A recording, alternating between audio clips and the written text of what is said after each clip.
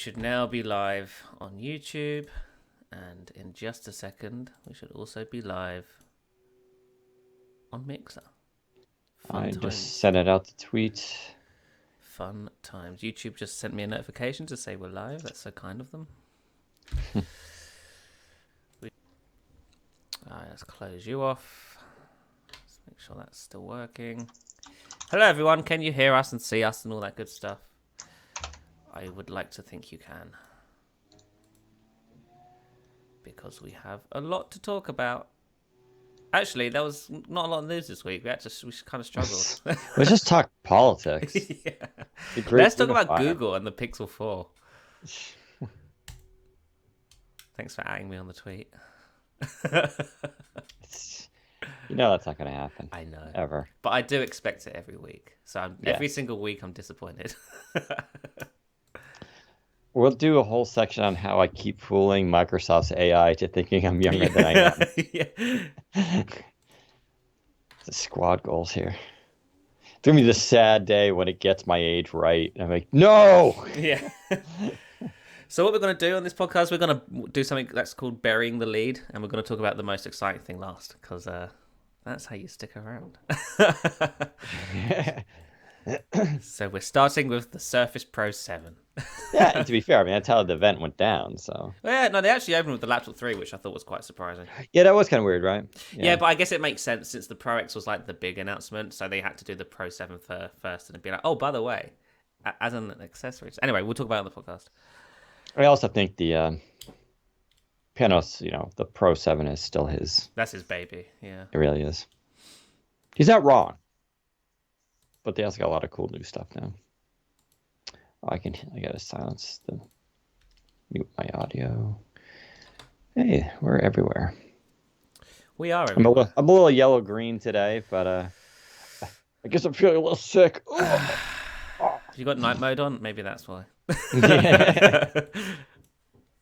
right, we got to wait a minute because it's not past. Yeah, it's got to be a longer episode than usual, I think, because there's a lot to talk about.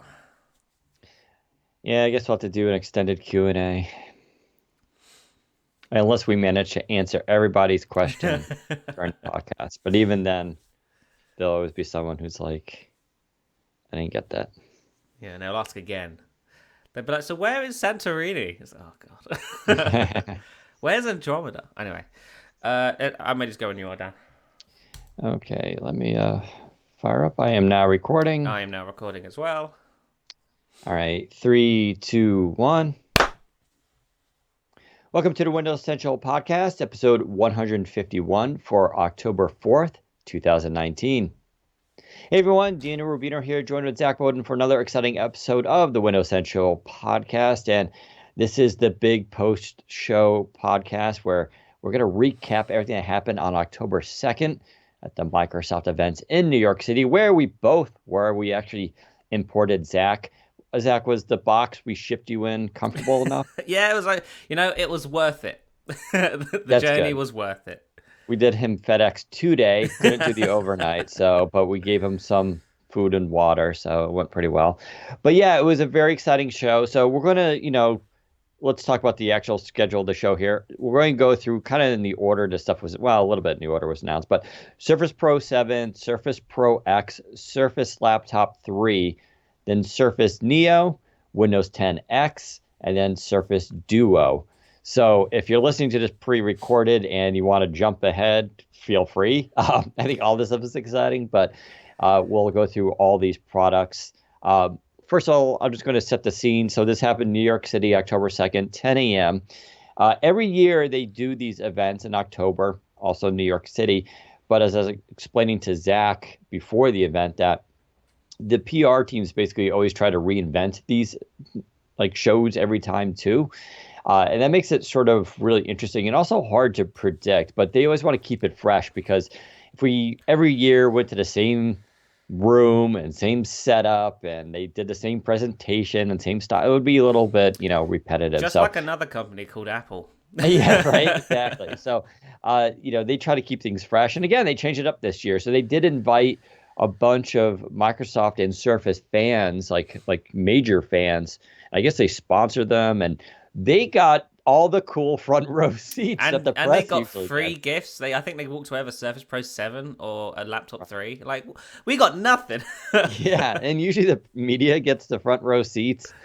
We were pushed back, Yeah. which I guess is the side effect when they stream the show because they're like, well, why do these press guys need to be up front? It's streaming, so screw them. But whatever, it was fine.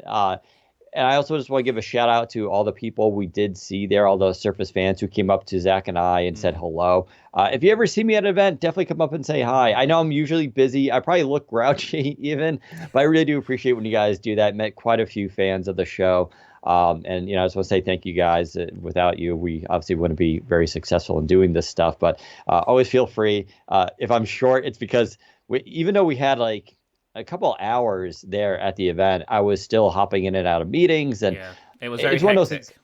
Yeah, I could have spent 4 hours just doing photos, video, and trying to find all the details I want. But we got literally pushed out at 2:30. They came and swept up all the hardware, and basically were like trying to push us out. But it was a good event. I think it was very successful. I think we're very accurate when we said that this is the largest service event since Oh, yeah. 2015. I hope you all agree that it was. And some of people were disappointed. Like when I said that, I was like, oh, there's no phone. And they launched a phone too, kind of. But we'll get to that, of course. Let's start, though, with what was arguably the most boring, and I hate saying that because I don't really mean it as a negative, but the Surface Pro 7 is the most minor of the updates here, which is, yeah, I've been saying for a long time, Surface Pro, it's one of my favorite devices. I feel like after Surface Pro 3, they basically nailed that design, and since then they've just been tweaking it, and I'm okay with that. So Surface Pro 7 looks the same, gets a Type-C port as we expected, no Thunderbolt 3, 3.1 Gen 1, I believe it is.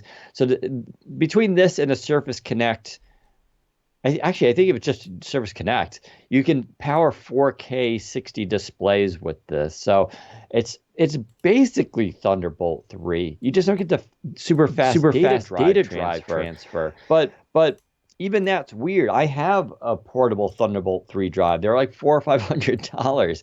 And what sucks about them is they're not backward compatible. If I put it in a Type-C laptop, it doesn't work, which is really frustrating when you're trying to use it to transfer media or give it to someone else. So I'm okay with that. Also, 10th gen Intel, not a big surprise. Fanless Core i5 and i3.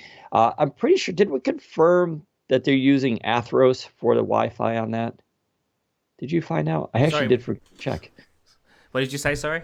For Athros for the Wi-Fi module. Oh, nice. Yeah, that was one of the things, right? The first thing I did was like, let me see the Wi-Fi card.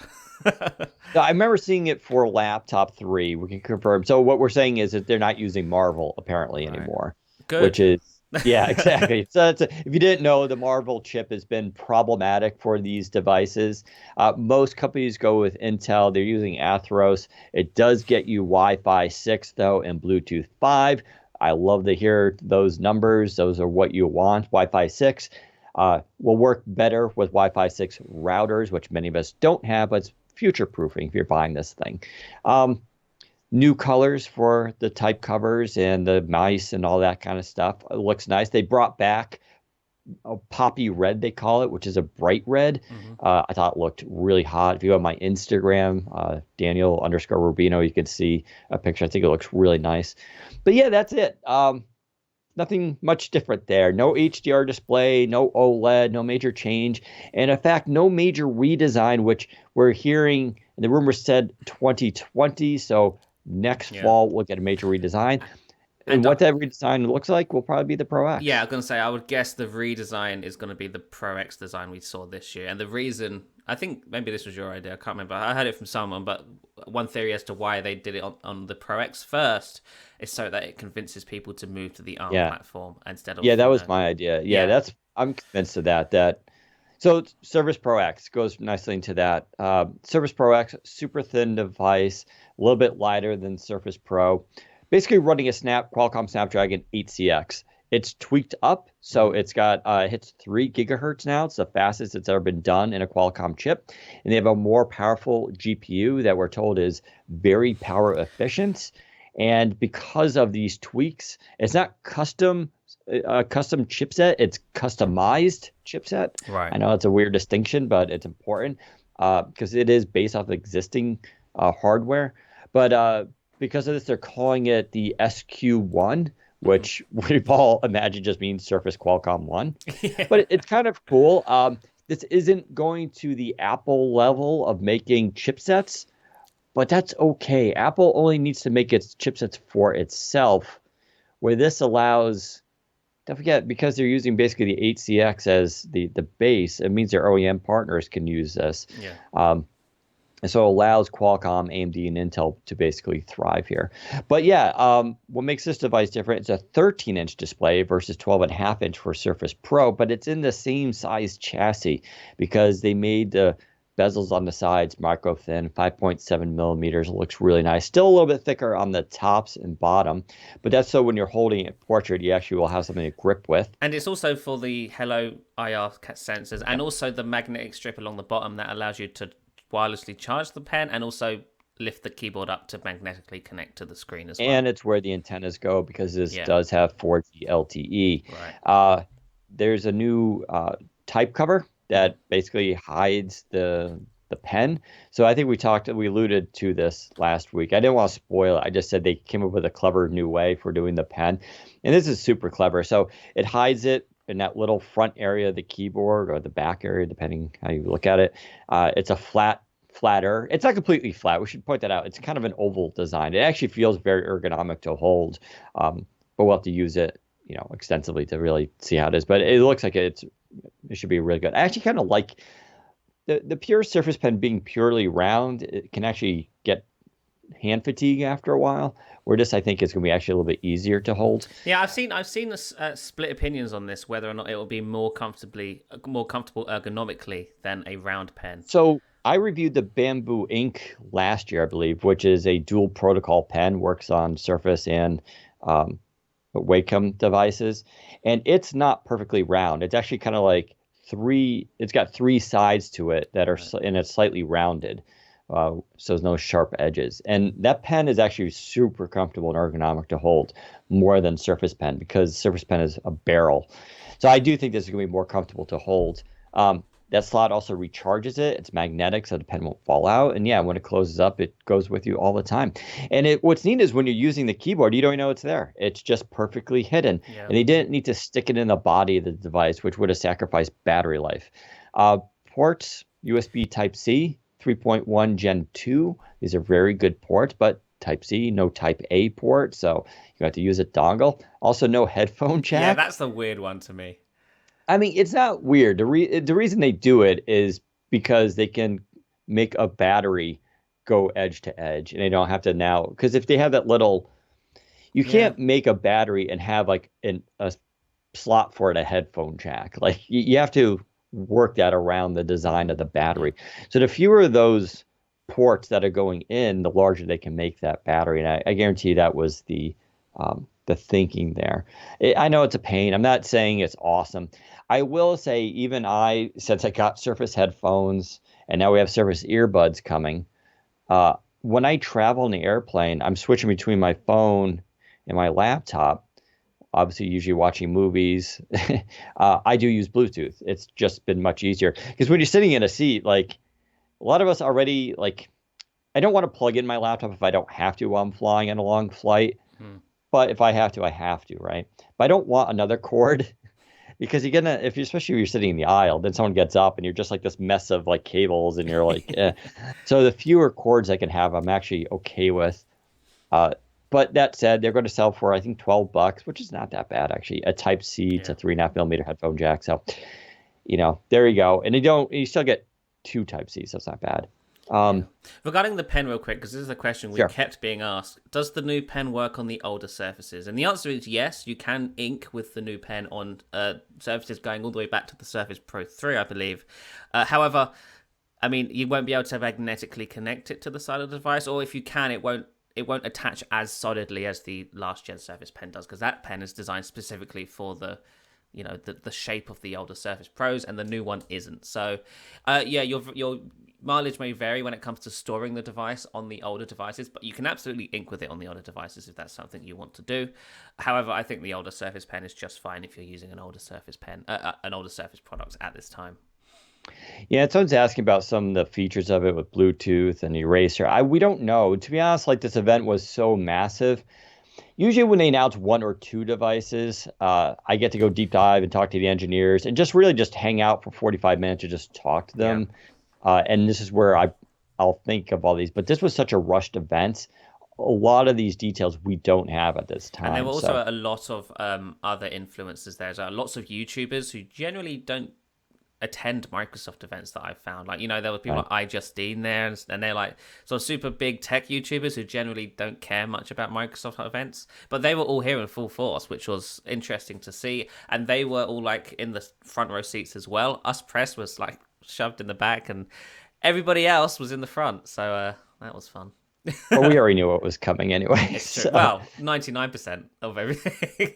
someone's asking, can you charge laptop 3 with USB-C? Yeah, I mean, as Yes. far as we know, it's just Yeah. this is the type C you want. It's a universal port. It'll charge, it'll take a charge, it'll give a charge, it'll display out, it Yeah. does data in, it does everything. The only thing it doesn't have compared to Thunderbolt 3 really to know about is the larger data bandwidth. But like I said, to get that, you need Thunderbolt 3 compatible hardware, Right. which is often very expensive and not backward compatible often. So um, for me, this is fine. Like I've talked about this numerous times. I have Thunderbolt 3 devices. I rarely use that. What I want is the Type C universal port, Mhm. and so I think most people are fine with that. So yeah, the overall redesign of the Surface Pro line with the Surface Pro X I think is actually really nice. It's very sleek and sort of it's up there with the the iPad Pro that Apple makes as well. It's still a Surface Pro though, so if you're not a huge fan of the 2-in-1 form factor like I'm not, then this won't really change your mind on that. It's a pretty looking device. It's very thin and very sleek, but it's still a 2-in-1 with a kickstand and a floppy keyboard that not everyone is a huge fan of, myself included. And as such, that's why I'm more interested than the Surface Laptop 3, which now comes in both 13.5 and 15-inch variants, also without Alcantara. So the two things that I really wanted Microsoft to change with the Surface Laptop 3, they've done it. They've made a 15-inch version that doesn't have Alcantara, and in my brief hands-on with it, it's amazing. It feels great. It looks amazing. And internally, it's running AMD chips now, which is quite a departure from Intel, although the 13.5-inch still has the Intel chips if you need them. And also businesses can apparently order Intel chips in the 15-inch version, but that's not available for consumers. So Dan, why don't you talk about the AMD processors in the Laptop 3 and why that's a big deal or not a big deal? Yeah, so yeah, I'm kind of mixed on this. These are again AMD Ryzen customized, not custom Right. chips. All they are is a Ryzen 5, I believe, and Ryzen 7. Microsoft tweaked some of the frequencies and tweaked a little bit of TDP a bit. I believe they're 15 watt though; they don't really vary that much. The GPU gets an extra core, so it's a Vega 11, which is nice. It's not going to dramatically change things, but I mean, it's computing, right? You want as much power as you can get. Battery life, sounds good. We don't really know how well these things perform. They did say it's 2.5 times faster than laptop 2, but that's not really fair because there wasn't a 15-inch Intel last year. And I know the 15-inch isn't that much bigger than the 13.5-inch, but from an engineering perspective, that extra space does give you more thermal headroom, which then allows the chip to basically run more efficient, not throttle as much, and get better performance. So they even told us you can't really compare those two things directly. That said, we learned after the event they are actually making an Intel version of the 15-inch, but it's only for businesses. And I imagine, I didn't even check the full data on this, but I imagine it's because with certain Intel chips, you can get vPro Right. support, which is going to be really important for orgs and security and TPM and all this kind of stuff. So, but that's an option. And you see this in the business world. Lenovo makes a T490 and a T495. It's the same laptop. The only difference is one's AMD, one's Intel. Mm-hmm. They basically want to give departments a choice. Sure. in terms of the overall performance of the 15, obviously we got to benchmark it and try it, but it sounds like that GPU is doing something a little bit better than an MX 150, but not quite as close as, say, I don't know, a 1050, Right. GTX 1050. So it'll be good. It'll be okay for video editing for some people, but there's still going to be a stark contrast between it and the Surface Book 2 and its GPU performance. Yeah, a lot of people I've seen on Twitter saying, so is the Surface laptop the new MacBook Pro competitor? And I don't think that's an accurate statement. The MacBook Pro is a very powerful laptop designed for video editing primarily. And the Surface Book 2, I think, is the closest thing that sort of rivals that. The Surface laptop is still very much a MacBook Air competitor, and that's what Microsoft originally shipped the Surface laptop as. And I still think they believe that primarily. Just the 15-inch version is there for those who need a little bit more power in that form factor. But I still don't think it's a MacBook Pro competitor at this point. I still think that's what the Surface Book line is for. Although there was no Surface Book 3 at this event, a lot of people were very disappointed by this. I'm very interested to see what Microsoft is planning for the Surface Book 3 because the Surface Book is overdue for an update at this point. It's running, 8th generation chips still, and it was released back in late 2017. So yeah, it'll be interesting to see what happens to the Book 3. But overall, with the Surface Laptop 3, I am super excited about this device. This was the device that I was primarily most interested in at the event. And I've already pre-ordered mine, so I'm very excited about that. I've got it in platinum because I'm basic, but I like the Surface Grey. I just like the color of the Surface line, and that's why I always get the sort of standard silver one. Also, yeah, the Alcantara is still an option on the 13-inch one, and they're also available in a couple of new colors as well, aren't they? So I think is it platinum blue or is it ice blue? I can't remember the name of glacier Yeah, blue. I mean, it looks just kind of like cobalt to me, but I Right, think it's a yeah. little bit lighter I've actually blue. got them here. So it's sandstone metal, matte black metal, platinum with Alcantara, cobalt blue with Alcantara, Yeah. and that's the options for the 13-inch. And the 15-inch is only available in metal, black or silver. So Yeah, the sandstone look kind of cool. It's definitely it's not rose gold. no, It's definitely it's sandstone. yeah, I actually kind of like the color of that one. I thought it was kind of interesting. That one's only available with the all aluminum frame, no Alcantara. Probably the right decision. Alcantara works better in the darker colors. I am right, sad to see uh the burgundy red go away though. yeah, That was a sweet color. I R.I.P.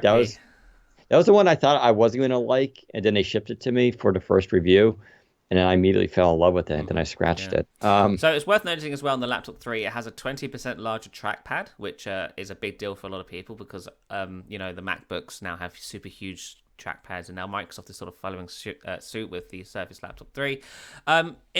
I didn't really notice a difference between it and the Surface Laptop 2s. It's definitely bigger, but I didn't notice any benefit in that because I thought the Surface Laptop's 2 trackpad was big enough. But, 20% larger, that's not a complaint. That's something great to have as well. And also worth mentioning, I believe all 3 devices support fast charging now, right, with the Surface Connect port, which is Yes, a big even deal. the Surface Pro X, so Yeah. 0 to 80% in under an hour using the Surface Connect. Hmm. That's not, insignificant. They had to do a lot of engineering to make that happen, but Yeah. that's pretty awesome. I mean, we're kind of getting used to that with smartphones, and even smartphones don't really approach that fast of charging. It's kind of close. Depends. Huawei has some super fast charging. OnePlus does too, but yeah, that's awesome because we're expecting these things to have good battery life. I think with Intel 10 Gen, it'll be slightly better, but this isn't like game changing. Even Surface Pro X, like I'm not expecting like 20 hours of battery life because there's this weird trade-off thing. So I was actually talking to someone, I won't say who they were, but they would know. Let's just say that the Surface Pro X, I heard that they did, and this could be thought of different ways. Either they did try to put an Intel chip into that device, or they immediately ruled it out. The point is, what you see is a Surface Pro X in its current form with thinness and weight and size could not run an Intel system. It's It's just, just too thin. The yeah, and thermals, because yeah. the Intel 10th gen chipset, we're talking a 10 nanometer, is still significantly larger than a Qualcomm chipset. And so you combine that with the thermals, what you see as the Surface Pro X is just you couldn't do it with Intel. Now you can do it with Intel by making it thicker, right? And that's what we Right. expect for next year. They'll just make it a little bit thicker, and they can have more Might cooling put and battery life. a full size USB-A port in there as well because that's something I think a lot of power Sure. users still need. Yeah. So, but like because of that, the Surface Pro X does go for a little bit thinner, a little bit lighter. Yeah. I think it'll still get very good battery life. I'm saying more than 10 hours at least, maybe 11 or 12. But Hmm. if I can get 9 to 10 hours, I think that would be good. But like obviously, the funny thing is, if you took the Surface Pro 7, its chassis, and threw in a Qualcomm chip into that, that would probably get, at least I would say 2 to 4 hours more battery life Yeah. than the Intel. But so you're trading off a thinner, sleeker form factor for the 8CX for the ARM device. Yeah. But I think that's fine, especially when you throw in now this super fast charging. I don't even think I think most people are going to get through a whole day with this on a single charge, not have to worry about it. But it's nice to know you Yeah. can just slap it in and charge quickly. On the subject of charging, I'm actually really glad they kept the Surface Connect port around because there were rumors earlier this Yes. year that they were planning to abandon it in favor of USB-C primarily, and that was kind of in part of the rumor that they were trying to put Thunderbolt 3 on the devices, because the reason Thunderbolt 3 isn't on the Pro 7 and the other Intel devices announced is because of that Surface Connect port. It's still taking up PCI lanes and all that other stuff. But I'm really glad they kept it because I'm a huge fan of the magnetic connection port for charging. I think it's Yeah. really convenient, and if you trip over the wire, it just slides out and the device doesn't fall off the table with you.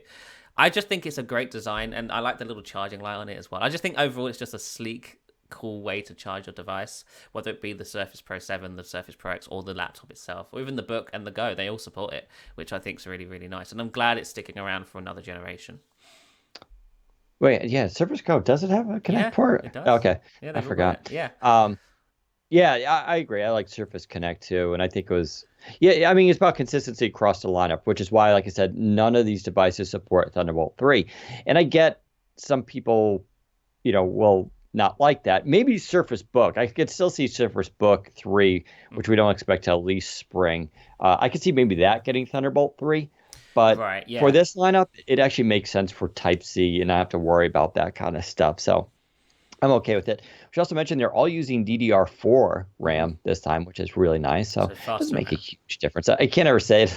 I've been using a laptop and like, Yeah. whoa, this Oh, RAM, woo, but I know a lot of people like to harp on that. yeah. So it's DDR4 RAM across all these Also devices. worth mentioning is that the Surface Pro X and the Surface Laptop 3 are kind of modular now, in the sense that you can upgrade the Yes. SSDs. On the Pro X, I believe it's user upgradable, but on the Laptop 3, it's serviceable Yeah, it's via. debate about this. They Yeah. weren't talking about so on Surface Laptop 3, you do need tools to remove, and the keyboard deck basically Yeah. pops off completely. Which is, by the way, and that's worth noting because the first and second gen of the Surface laptop, you couldn't take that keyboard It was deck off. glued. You had to cut into it because it's a material. You couldn't just remove it; it was glued in. And if you take a look at iFixit's teardown, they give it a 0 out of 10 repairability, or maybe it's 1, because you simply cannot get into the device without physically destroying it.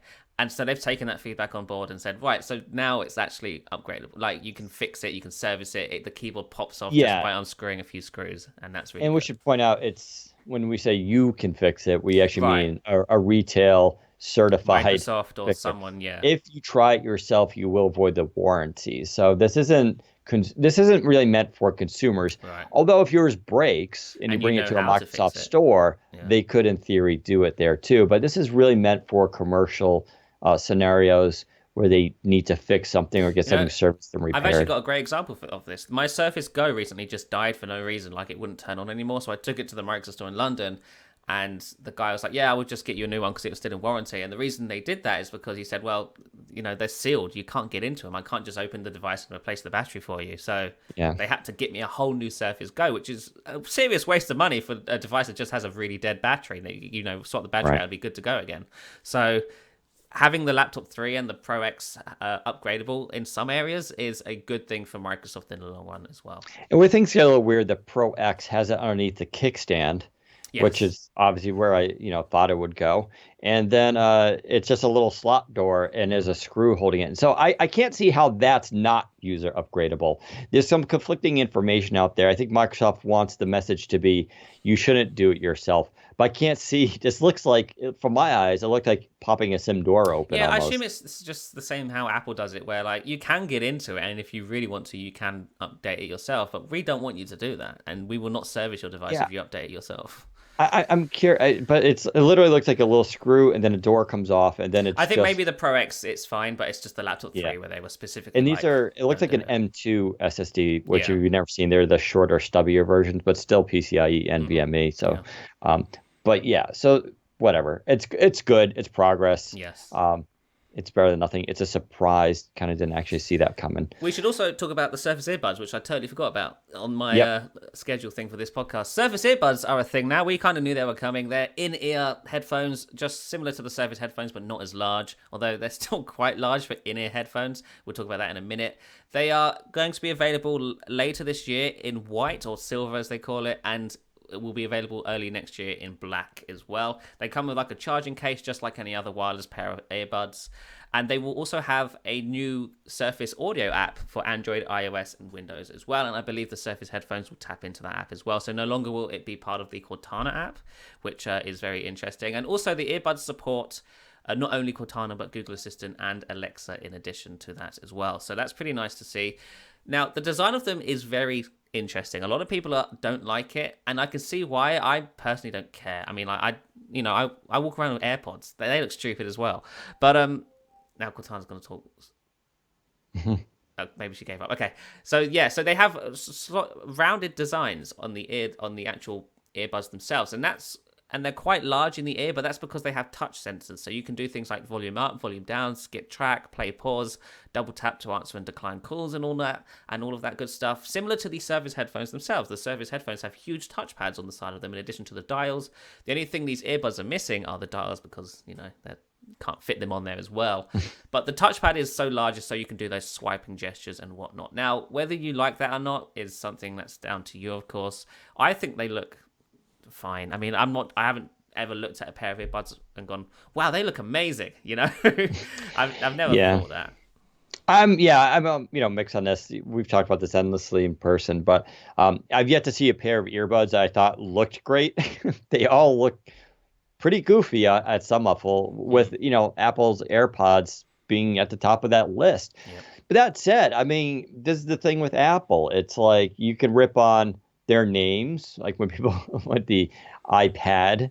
Yeah. I mean, I remember when they named it that, and it was just, jokes going around the internet. The jokes about it just being a giant iPhone. Mm-hmm. And then of course the AirPods came out and they look absolutely goofy, but then everybody bought them and they really enjoy the user experience. And it kind of doesn't matter.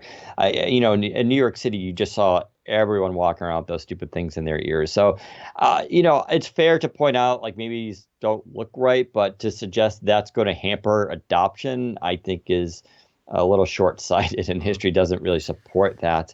I also don't think they look that terrible. I would rather wear those than AirPods. I Interesting. think these look a little bit more generic, or they don't draw. I don't want to say they draw attention. You get them in black, actually, but Yeah. I mean, it's a circle. That's all it is, right? It It's is a not circle. It's a clean design, if that's what people are wondering. It's very yeah. clean.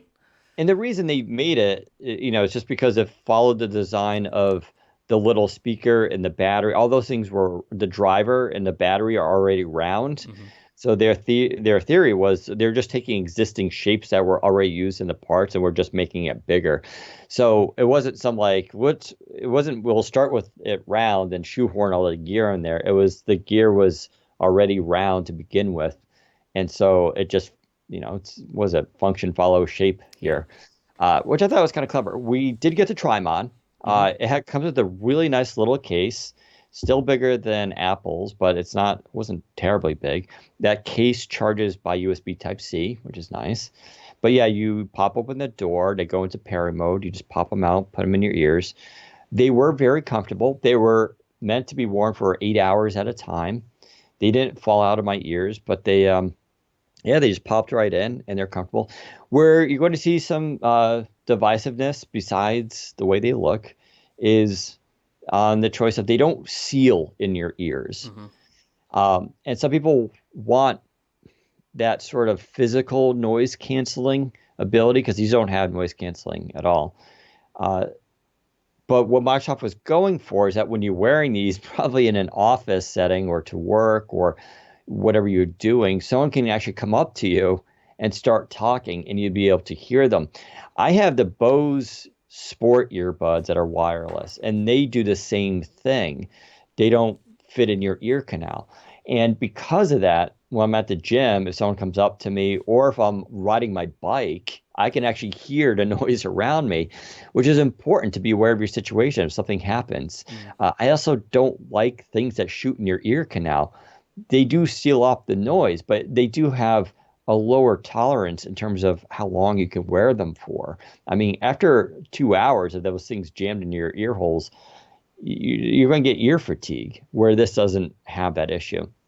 The lows and the richness was very good. I thought the audio was super impressive. You can use them on Android or iOS. Yeah, you can use them with any assistant. If you want to use them with Cortana, you can. But yeah, you can use them with Alexa or Google, which is really nice. They're moving away from the Cortana app to setting these things up, Hmm. which I thought is smart. I know some people go like, because Cortana is dead. But if you think about it, it's kind of weird. If It you never buy made these sense that they things, were in there you anyway. gotta go download. When you hop to this, like if you buy these and you're like, all right, I set up on my iPhone, and you search for Surface earbuds Yeah, in the store, it's like there's no app for that. You have to go for Cortana, yeah. which that's It's weird. it's confusing. Yeah. Yeah, and so they're making an app that's going to be basically like the Bose app. If you ever see that, it's a pretty simple app. All it's meant to do is it connects and allows you to download firmware, and you can see the settings and a couple of things there. But it's really like my Bose app. I used it once when I set up the headphones, and the only time I ever launch it again is if there's like a firmware updates, and that's how this model is going to Yeah. work. No date on those. $249. They are pretty much the most expensive earbuds. They very much so are, yeah. That's another divisive thing online. It Yeah, was the $249 for those. Oof. But they do some kind of unique things. Like they do have voice dictation and translation and also have right. office integration. So if you're a cool guy or girl in an office space and you're doing a PowerPoint presentation, you can be wearing your earbuds and you can be like, so here's our quality projections. But if we tap to our next slide and you just tap on your ear, to the next slide. It's like, here's where we're going to be in 2021. And then, like, everyone's cheering and stuff. You're going to be the coolest person in the office if you're wearing these Surface earbuds. You know, $249 well spent, I think. Yeah, I mean, I thought the translation stuff was really neat, and that Yeah. just goes to show you how Microsoft can like because there's this question like, why is Microsoft making headphones?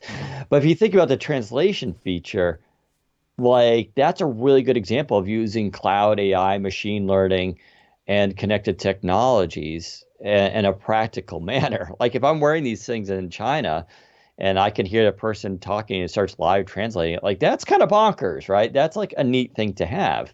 Um, I should also point out, so the white ones are coming out first, but Yeah. then I said the that already. black ones, they're not actually black. They're like a dark gray. I don't know. Mm. They're calling it a different color, but they're coming out a little bit later. I think when you see those, and you can go watch them in the video and stuff like that, that Microsoft launched with it. they- when they're in black, it's actually, I think, way better looking. In fact, I would say that it actually draws less attention, like with the round thing, because it's not hanging off like below the ear. It doesn't break your ear shape by shooting out and breaking the dimensions there. Um, I think people are going to warm up to these. I don't know if they're going to sell huge, but Yeah, I think it'll be the same as the headphones. I don't think they sell in huge quantities, but they sell to a small minority who see value in them and or maybe just fans. I think Microsoft kind of were sort of playing to the fans quite a bit at this event, which I did appreciate because it seems like for a while they've sort of ignored the fans. They've just been very enterprise focused and whatnot. And while Surface is very much an enterprise business as well as a consumer one, this event was very much more towards the fans. They talked about the fans a few times. They were very happy that the fans were there. And I really did appreciate that because it's been a while since they did do something like that, which was really nice. Now, it's worth mentioning that I don't think all features, but a few of the new features in the earbuds will be coming to the Surface headphones at some point as well. So if you already own a pair of Surface headphones, you should receive a firmware update in the future that enables some of these things like being able to change slides in PowerPoint and whatnot, because, that's just a simple touch sensor and the headphones already have that hardware built in. So that will be coming at some point as well. So that's basically all of the products that will be coming this year, 2019. There's some also accessories. There's like a new mouse and some keyboards that have an office button and an emoji button, which is kind of funny, and a dedicated snip button. and a dedicated snip button. That's nice. I wish they'd Yeah, have I'm actually updated. listen. I was going to tweet it out. I'm actually stoked about the new ergonomic keyboard, which Yeah. is why we just over the weekends, and I bought one. We posted about the old ergonomic keyboard was on like Best Buy, like was dumping all their Yeah. stock. And I picked one up for I think it was like $20. Yeah. This is the old plugged-in one, so this doesn't have the Alcantara. And actually, I got it in a box. I gotta go plug it in. I don't know why I didn't do that yet today, but I was kind of stoked about it. And then of course at this event, they have a new one that's coming out. It's a little bit Mhm. more modern. It doesn't have Alcantara again, which I think is telling. I didn't like the Alcantara on. I like the way it felt, but that got really dirty. So they're using that same sort of spongy material. But yeah, there's a dedicated emoji key, a dedicated office key, and a dedicated key for the new snipping experience. And I think that's wild. I'm Yeah. actually, I'm using a Razer Elite keyboard right now, and it's awesome. It's really good. It even has this awesome palm rest on there. You can actually read my review. But I'm not really a hardcore PC gamer, so I'm excited about going back to Ergo again. Mhm. So I'm actually pretty excited about those keyboards, and they have some new mice and new colors as Yeah. well. So all of those products will be shipping at some point later this year. The Surface Pro 7 and the Surface Laptop 3 are later in October. The Surface Pro X is early November if you're in the US, and I think it's later November if you're anywhere else where Surface is sold. And the headphones will be at some point before the end of 2019. They didn't give a specific time frame for that. Yeah, Now, the next that's a shame. things I thought they might have just like given those out to people, I, but you then know, again, that would have been the yeah, but they yeah. didn't, unfortunately. So the next things we're about to talk about are a little bit different because these aren't products that are coming anytime soon. These are scheduled for the end of next year, 2020. And that's quite a big deal for Microsoft because Panos Panay said himself on stage that he wasn't sure how to go about doing this because what they're doing is they're just talking about a product that's still in development that isn't going to be ready for another whole year. And the reason they started talking about this is so that they can get developers on board with these new products because this isn't just new hardware, but this is new software as well. This is a whole new platform for consumers and people buying these 2020 products to take advantage of. So we're going to start with Surface Neo. Surface Neo is the dual screen PC we've been talking about for what seems like forever on this podcast. It's finally official. And we were right. We got it basically nailed. We got the specs right. We got the materials right, more or less. It's a fantastic looking device. So it's a foldable PC with two screens. It's a dual screen PC joined together by a very special hinge mechanism that Panos sort of got into a little bit on stage, but didn't go into too much detail because, it's still a year out. They don't want to give away all of their secrets. And it runs a new version of Windows called Windows 10X. Now, if you've been following our podcast, you'll know that this foldable device was rumored to be running an operating system called Windows Lite based on Windows Core OS. And it is. Windows Lite is Windows 10X. That's its marketing name. It's finally official. And they showed it off on the device live on stage. And it wasn't like a simulated demo of any kind. It was working code, working UI, working everything live on stage on this device. This is a beautiful looking device. And Dan was lucky enough to sort of play with one after the fact. And what were your impressions on the hardware? The hardware, I'm going on record as saying it's the best Surface Right. hardware they've ever created. I only spent a few minutes with it, but this is one of those devices where when you pick it up and you hold it, first of all, it feels like very much like glass and metal. Mm-hmm. Um, and it's heavy, but it's heavy like an iPad Pro gets heavy, Yeah. where it feels like it's dense It's material and premium heavy, right? it's very, yeah, Yeah. premium heavy. Uh, but it's thinner than you would think it should be. Mm-hmm. It's almost like eerie how thin it is, which raises questions about battery life and all that kind of stuff, right? It's running Intel Lakefield processor, which is brand new. It's going to have this new graphics engine and AI and stuff like that. But yeah, it's really neat. I got to play with the keyboard, which, as Right. you mentioned, sticks on the back, and then it sticks on the back magnetically when you don't need it. And then you can just take one finger, and you see it in the video, and you may be in the marketing video for it, and you may be thinking it's like, come on, because with one finger it flips around and then sticks to the display. You may be thinking like it doesn't really. Is it really? And it is. Yeah. It worked that well. The magnet tech that they got in this thing is crazy Mm-hmm. because it just whoop, and flips over, and now you got a full tactile keyboard, and you can use it like that in the clamshell mode, what they call composer mode, Yeah. or you can slide the keyboard up towards the display, and then below it, the display will now create a digital trackpad, and if you do it the other way, it has the Wonder Bar, which is like the touch bar that Apple has, but way more useful and bigger. But it's a dynamic bar that could Hmm. change based on the apps and what you're using. It could do emojis, and um, it could also have a little trackpad on it too. Uh, and then you can also keep the keyboard like that and then close it. And so it protects the display and all that. So it really feels like they thought of everything. But Yeah. the way the hinge worked, there's four modes, postures. The one is the main tablet one. And it's two 9-inch displays that form a 13-inch one. But you can just use it as like a single hold it tablet with a 9-inch display. You can open it up, make it a large display. Then you can go to composer mode. And so it, it's, I don't know, it's really, really It's impressive stuff. unique, right? It's a very different take on the foldable form factor because we've been talking about foldables for what feels like forever now. We first started talking about this when we first learned about Andromeda, the idea of a foldable device. And Microsoft has always been fixated on the dual screen idea of that foldable. I know Samsung from the very beginning has been very focused on the single screen foldable, which hasn't been working out too well for them. But Microsoft, when it started developing Andromeda back in 2016, it was from the out of the gate, it was a dual screen device. And I remember writing that for the first time as well. It was always dual screen, and then this extended to the Centaurus device, which is the Surface Neo.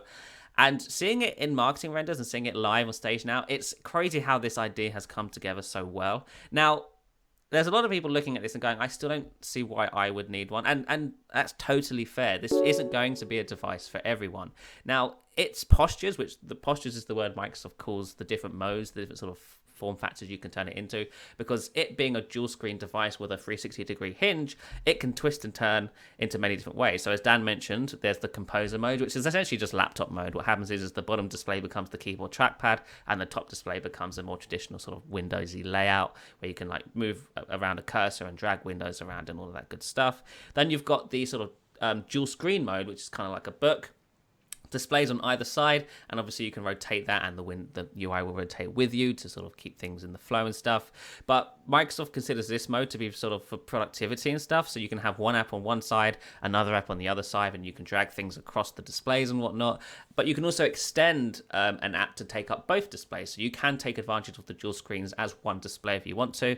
And the reason they're announcing this device now is so developers can take advantage of that with their UWP apps, and I guess Win32 apps as well, because this does run Win32, where an app can sort of take advantage of both displays and treat them as one, but without having any sort of UI elements go across the bezel and whatnot. So a great example of this was with the Mail app. The Mail app on the Surface Neo, when you expand it out, it has the sort of folder UI and the inbox on the left screen, and then the actual email itself on the right screen, and you can reply to the email and stuff and still see your inbox, and that looks quite nice. Now, it's going to be up to developers to see how they take advantage of this UI, and if they don't take advantage of it, those apps should still run just fine. They just won't have a dedicated split UI across both displays. There's also, as Dan mentioned, the sort of single tablet display where you fold the screens all the way around, so they're both exposed on the outside, but when you're looking at one display, the other one is off, so Windows just sort of treats it as a single displayed tablet and whatnot. So it's a very versatile device. It's not coming for another year, and that's primarily because of Windows 10X. Windows 10X isn't going to be ready until then, because the hardware is more or less done. I believe Panos said it in a few interviews with a few other media outlets that, the hardware is not really going to change. It's more about the software experiences and the developers coming on board and building out Windows 10X to make it the best it can possibly be for dual screen. So let's talk a little bit about Windows 10X, because you're muted, Dan. I was banging on my super loud. If I don't mute and I type, it's. I know, yeah. Sometimes I forget. So someone's asking, it's a really good question. Why are they using Intel with the Neo versus an ARM chip, which on its face would seem to make more sense? Mm-hmm. And I agree. But the reason is actually pretty pragmatic, which is while Windows 10X is still Windows 10, it's just a variation of Windows 10 that's more modular, as Zach was saying, where components are pulled out of it. I guess the support and from what I've been told, is the support for ARM is not there yet. So they're So still building this thing. What? I've actually got some inside info on this that wasn't Okay. talked about at the event. But the reason for it primarily is because the Win32 componentization. So for those who don't know, Windows 10X features, it's built on Windows Core OS, which is a modular platform.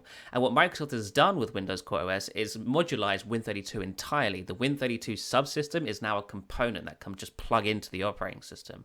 But that means it's containerized. So it doesn't have, it's not just laying itself out in the OS and making things slow and stuff. It's what Microsoft can do with Windows 10X now is if you're not using a Win32 program, that entire Win32 subsystem can be shut down and just moved away. So it's no longer affecting the overall system performance or battery life. Now, because of that, Win32 is technically emulated on Windows 10X. Now, this won't mean anything to the end user. It won't feel emulated. It will run just like a native app because it technically is native as it's compiled for Intel. But because of this, Microsoft doesn't want to throw an additional layer of emulation on top of that emulation already. Think about it. If you're running an ARM app, if you're running an x86 app on an ARM processor, that's already being emulated if you're running full Windows 10 on ARM. Now, if that's Windows 10X, you're now running that app on top of the Win32 emulation itself. It's containerized. Yeah, so it's an additional layer of emulation that gets slowed down and stuff. So they're not ready to sort of push it onto ARM yet. They just want to get it out the door on Intel where it's running natively enough, because then it won't feel bad and people won't immediately shove it out the way as being a terrible sort of version or alternative to the full version of Windows 10. Because you don't want that. You don't want the first impression to be, oh, it's actually really bad at running Win32 programs. Don't buy it. That's definitely not what you want. Yeah, so the shorter version, they're working on it. Right. Yeah. The Intel version is more ready now than the ARM version, but they'll eventually get around to ARM. But yeah, it makes more sense to go with the simpler, complicated system versus the complicated system. So hopefully that answers your question. So on the subject of Windows 10X, while we're here, Microsoft is very much calling it a Windows 10 product. There were rumors, and we were sort of speculating that Microsoft wouldn't call it Windows. But no, they are fully embracing the Windows brand here because it can run Win32 programs. It does look different from Windows 10, but right now Microsoft is calling this a version of Windows 10 for dual screen and foldable PCs, very specifically. And they told us when they were briefing us about this stuff that this won't be coming to normal Windows 10 users. It won't be coming to laptop form factors and stuff. This is specifically for dual screen and foldable PCs, which we know is kind of not true because Windows Lite during its development has been built for laptops as well. Now, I think the reason they're sort of going this route by just calling it a version of Windows for dual screens for now is so they don't scare off people upgrading from Windows 7 to Windows 10. Because if this Windows 10X is coming next year, why would Windows 7 users just upgrade to Windows 10 when they can just buy a Windows 10X device after the fact? Or, there's a lot of different reasons for it and whatnot. So for now, Microsoft is peddling this sort of message that Windows 10X is for dual screen and foldable devices only. And I think that makes sense. It's very much a platform that needs to sort of flourish on these new form factors first, because that's where it has the most strength, right? It's a new market. So there isn't anyone in there really just yet. So Microsoft can come in with this version of Windows and go, right, developers, deal with that. And I guess we'll see whether that works or not. But overall, the Surface Neo, I think, very innovative, very cool idea. I'm very excited for it. Someone's mentioning, why don't they bring this modulation to the main operating system? They are. I mean, you're seeing Edge removed from Windows. That work is going on now. Eventually, you're going to have Chromium Edge come through the store. That's because, original Windows 10 and Edge HTML were tied together. So in order to update the browser, you had to update the OS. So that's being undone and decoupled. They've also decoupled a lot of things, I believe, parts of the start menu and other parts of the operating system, right. The gaming stuff. A lot of the core apps, like even Notepad, are all being slowly pulled out. But it's a lot of work. It's like I said, it's like having a built house. And a house would be an understatement. It's probably like a skyscraper, and trying to go through and redo the plumbing and replace it with new plumbing. It's while you keep the building open. It's a lot of work that they're doing. What makes the Windows 10X a little bit easier is they basically started a little bit more fresh. So the UI layer and everything else doesn't have any Win32 hooks to begin with. It's basically a true kind of UWP operating system, or at least on its upper layers. I want to give some additional context to this. So yes, it's true that Microsoft can bring core OS elements over to full Windows 10, but full Windows 10 will never be a Windows Core OS product. It's legacy Windows 10 for a reason. At its core, it's an old platform. It has so much backwards compatibility and stuff. You can still run Win95 programs on Windows 10, for example. And that's there primarily for enterprises and stuff, and for those maybe who need that sort of backwards compatibility. With Windows 10X and it being built on Windows Core OS, that was a platform that was built from the ground up without all of that legacy stuff in the core. It's a much more lightweight core that's been built on top of, and the Win32 subsystem being componentized is just a thing that they've taken from the legacy core, modularized it, and then being able to slip it into the core OS stuff as well. So while Windows 10 desktop will never be like modular in that sense, at a top level, it absolutely can be. As Dan was just saying, things like Cortana and Edge and Notepad are all things that can be sort of plugged into Windows 10 desktop now instead of being built into the operating system like it has been in the past. But at a core level, that won't happen anytime soon. And Microsoft wants to be very clear about that because enterprises need that native legacy support. That's a huge deal to them, and Microsoft doesn't want to get rid of that. So that's the sort of reason why Windows 10 itself won't be upgradable to any Core OS products and vice versa.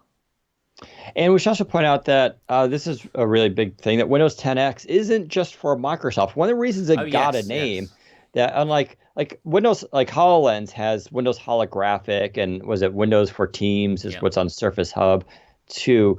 And those are kind of these weird kind of generic names. But the reason why this is getting a Windows 10X branding thing is, someone mentioned in comments, this is something they're going to license out to their OEM partners. And what was not announced on stage, but we can tell you as a fact, is Microsoft's partners, including HP, Dell, Lenovo, and Asus, will also have their own foldable Windows 10X tablets coming out next year, late next year. You already saw one. It's a Lenovo foldable tablet that was revealed over the summer. I kept saying it doesn't really run Windows 10. Even though it was in Windows 10 in those photos, that's not the plan for it. And so what that device is Lenovo's Windows 10X device. It's a true foldable display. So it's a different approach. And that's where the OEMs are going to come into it. Some people want the two displays. Microsoft, I should point out, this is a really interesting thing that we learned about during one of the engineering sessions. So Microsoft has a what they call a human factors lab, where they do all this research on hardware and how humans work together. I brought it up before and I have here the Xbox controller, which is sort of like, a lot of people regard as just sort of like a perfect controller. And by that, I mean the size of it. So the size is done specifically for a child can hold this and still hit all the buttons, and so can someone with really big hands. And in their lab, they actually have a giant Xbox controller, and you can go up to it, and it's supposed to simulate a grown adult if you were like 7 years old playing the controller, and you can do it, and it's really cool. But what they did for dual screens, so they used to do a thing called EEG, electroencephalography. I used to do these too, or ERP. You put on basically like a helmet. It's actually like a skin net hat, and it has electrodes that attach to your skull. We hold them down with paste, and it picks up the electrical charges through the skull of your brain's activity and goes to a machine. You've seen this in movies. It's all the brainwave stuff, right? So they did these tests with people with a dual screen device, a single foldable device, and just a single screen device. And they had them complete various tasks on each one. And what they found was the dual screen device actually had lower cognitive load for people, meaning it was easier for them to get tasks done versus the other two. They also had a higher satisfaction rating with the dual screen approach, which is why they're doing this. And this is what I love about Microsoft. Like, all the stuff they do is like not just theory, or, that would be kind of cool. It's like they actually went and researched it, and that's why they're using dual screens. And I think that's sort of like a super interesting thing. But that said, if you're really hooked on, like, say, a single foldable display, well, Lenovo's got your back. And we don't know what HP's doing yet, or what Dell's doing. I will say I've talked to people at Dell. They're very much into this idea, and they seem to be hooked on the dual screen approach. So I wouldn't be surprised if their version is 2 screens, but they're super excited about this. So you're going to hit lower price points, possibly different sizes. The keyboard feature that you saw that Microsoft has, the magnets, I'm going to say it's not exclusive to them. That same approach will be done by other OEMs too. They're all thinking along those same lines. So, yeah, holiday 2020, Yeah. you're going to have not only this device, you'll have probably another 4 devices to choose from at various price points. And I'll be up to my neck in reviewing this new form factor. Yeah. So, Real quick, before we move on from Windows 10 X, I do also want to mention that because Win32 is now containerized and sandboxed, it's a much more secure platform. Windows 10 X is very much more secure than full Windows 10 is, and it should be faster, it should be more fluid, it should last longer on battery life because it's a much more lightweight platform. Win32 being sandboxed and containerized means if you're not running a Win32 program, none of that subsystem is running in the background and eating up battery life and system resources. But it also means that when you are running a Win32 program, that program is containerized. It's in its own box. So if you download malware, for example, it cannot really affect the system because once you close that program sort of disappears and that container is shut down and the rest of the system remains safe and secure. That's a huge, huge, huge benefit for Windows and for Microsoft because for a long time, Win32 has been the culprit of many security flaws and security issues that are in Windows. And now it should be much more maintainable and containable on Windows 10X, which is a huge deal, a very, very big sort of thing Microsoft has focused on for a long time that they're very proud of. Also, they didn't talk about it on stage, but we know for a fact that Windows Update is going to be super fast on this device. You know, you'll have a new feature update ready to install, and just like on Android, when you hit on restart, it will just reboot like normal because it did the update into a separate partition of stuff. So there's a lot of nice things part of Windows Core OS and Windows 10X that they haven't talked about yet. I assume we'll hear more about the software side of things at Build, which is on May 19th to the 21st in Seattle. So yeah, lots and lots and lots of exciting stuff going on for the Surface Neo and Windows 10X. This is, I think, the future of Windows. Now, like I said, they're not talking about it that way yet because it's to them, it's specific to dual screens. But we do know there is a grand plan to introduce Windows 10X as the sort of primary version of Windows in the future. So that's going to be pretty cool. And that's about it. There was nothing else announced, Dan. yeah.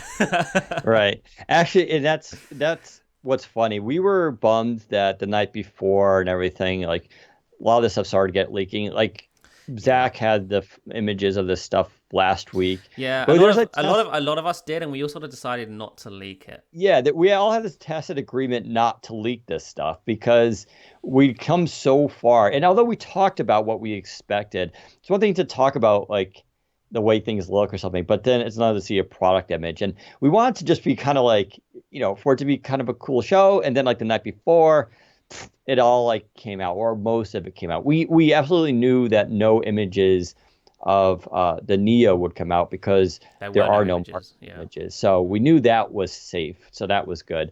I was surprised the earbud stuff didn't come out. We did have those. But yeah, and despite all those leaks, Panos came back on. He's like, I read your tweets, I read your leaks, I read the news articles. He's like, you guys are doing your jobs. Good. Yeah. Congratulations. And then, he made this thing about how there's one more thing. And he managed to kind of do the impossible, which has really surprised all of us, even all of us who tend to know more than they would like us to know. I was freaking out, by the way. I was freaking out. And so Panos came back on and rolled the video, and you see the Neo, and then all of a sudden you hear a phone ringing, and this woman goes into her purse and pulls out basically a smaller version of it, opens it up and takes the phone call. And there was a lot of confusion at first because this thing looked a lot like what we had just seen, but possibly smaller. So then everybody was like, oh my God, it's a Windows phone. This is the Surface phone.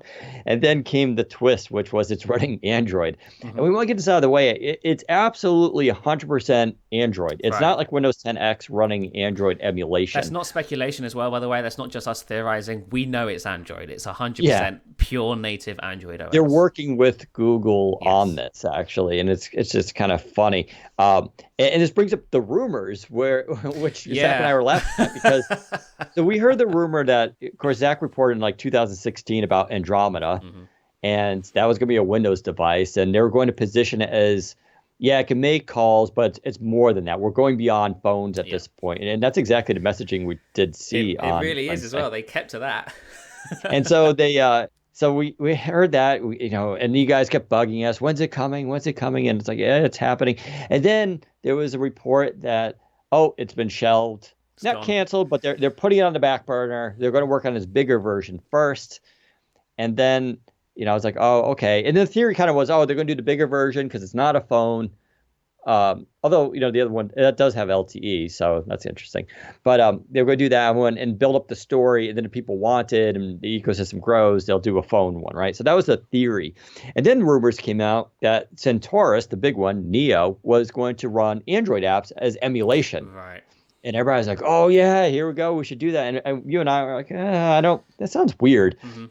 What happened was the theories got crossed, basically. Yeah. What happened was Andromeda, when it went on hiatus and on the back shelf, what I imagine happened is the Windows team that was working on it got pulled off. Right. So that's basically exactly what happened. So in 2018, so up until about mid 2018, I believe it was. I can't remember the exact time frame for when the report came out that it had been shelved. But up until then, I was following Andromeda quite closely. I had quite a few sources who were very familiar with the product, and I was following it along. And it seemed to be moving at quite a rapid pace. And then that report came out that suggested Andromeda had been shelved. And while I was still following Andromeda, a few sources sort of dropped off it, saying, "Oh, it's gone. It's not a thing anymore." But a couple of my sources kept saying, "Oh no, the hardware is still. They're still working on the hardware." And I did say this in multiple podcasts thereafter that Microsoft is still iterating and innovating on the hardware. And to me that made no sense. If this is a product that Microsoft doesn't want to ship, why are they still working on it?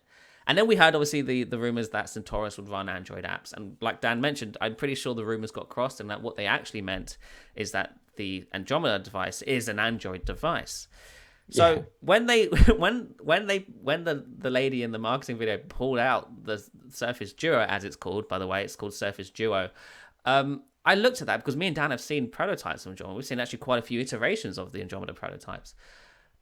I was like, that's Andromeda. There's no denying it. That's the Andromeda hardware. To the T. Right. I was like, what's going on here? And now it's running Android, and I was like, and it matched a lot of the patents too that we had seen. I could not believe what I was looking at. I was like, how did I not add this up in my head? How was I this stupid that I didn't figure this out myself? But to be honest, I'm actually kind of glad I didn't figure it out, because the surprise, and I think everybody can agree, the surprise was fantastic. It was an amazing surprise, and it actually makes me sad that I'm in this business of finding out stuff in advance, because I want to be surprised by that again.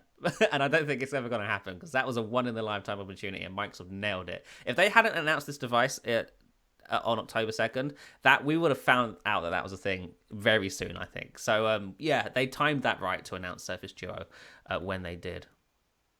Yeah, it was definitely pretty exciting. I'm like most people, part of me is a little disappointed. I would have loved to have it run Windows 10X, but I'm fully on board here with the idea, because Panos said in response, asked a question into an interview about this, it's about the apps. He's like, Android has the apps that people want on a mobile phone.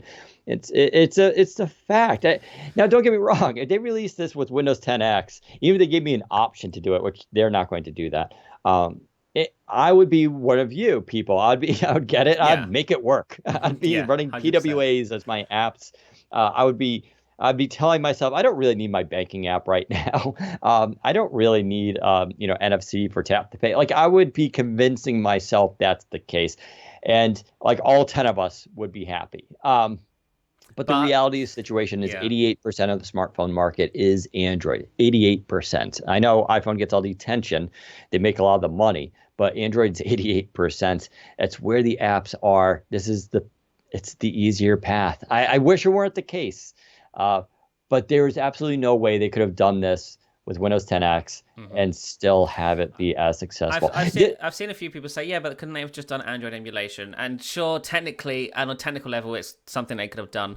But there's no way in hell Google would have certified the Play Store on that device, so there's kind of no point in the first place. Most users wouldn't want to sideload the Play Store because, the Huawei Mate 30 is dealing with this problem right now, where it's a product, it's a super nice hardware, but it's shipping without Google services, and I'm pretty sure that's going to be not good for those sales.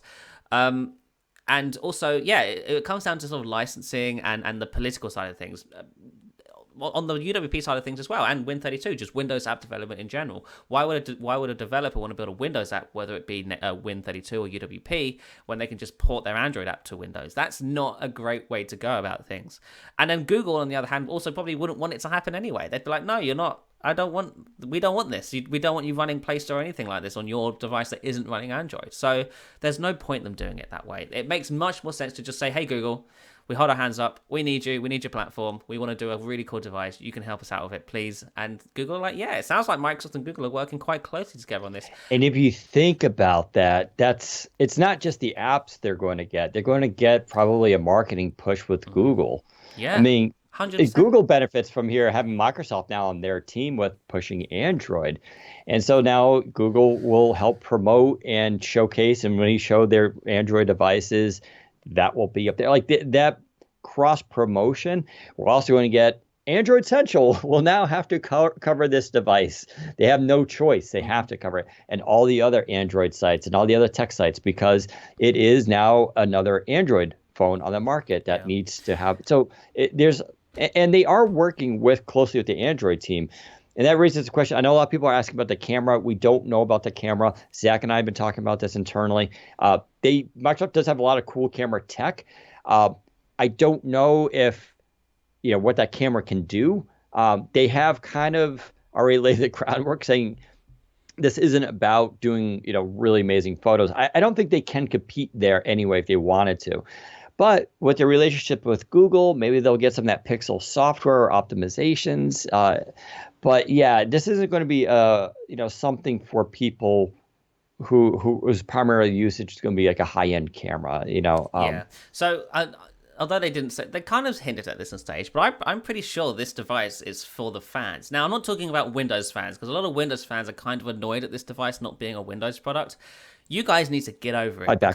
Hold on. Okay, you guys need to get over it, because what this device is, this is a device for Microsoft ecosystem users. It's for people who use Windows on their PCs every day, who use Office for work, who use OneDrive for their photos.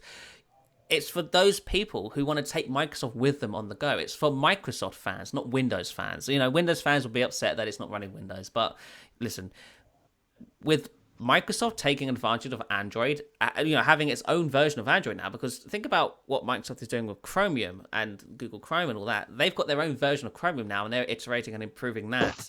Now they're doing it with Android as well. So Android as a whole can improve because Microsoft is taking advantage of Android on its own device. But Microsoft is going to treat the Duo as an extension to Windows and other services and any Windows device, really. The version of Android that runs on the Duo will be an extension of the Microsoft ecosystem. So yes, it is Android, and yes, it will have Google services on it because people need that to download their apps.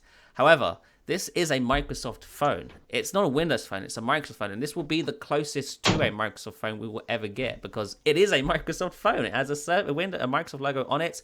Its version of Android is built by Microsoft and customized by Microsoft, so it looks very similar to Windows 10X, even though it isn't.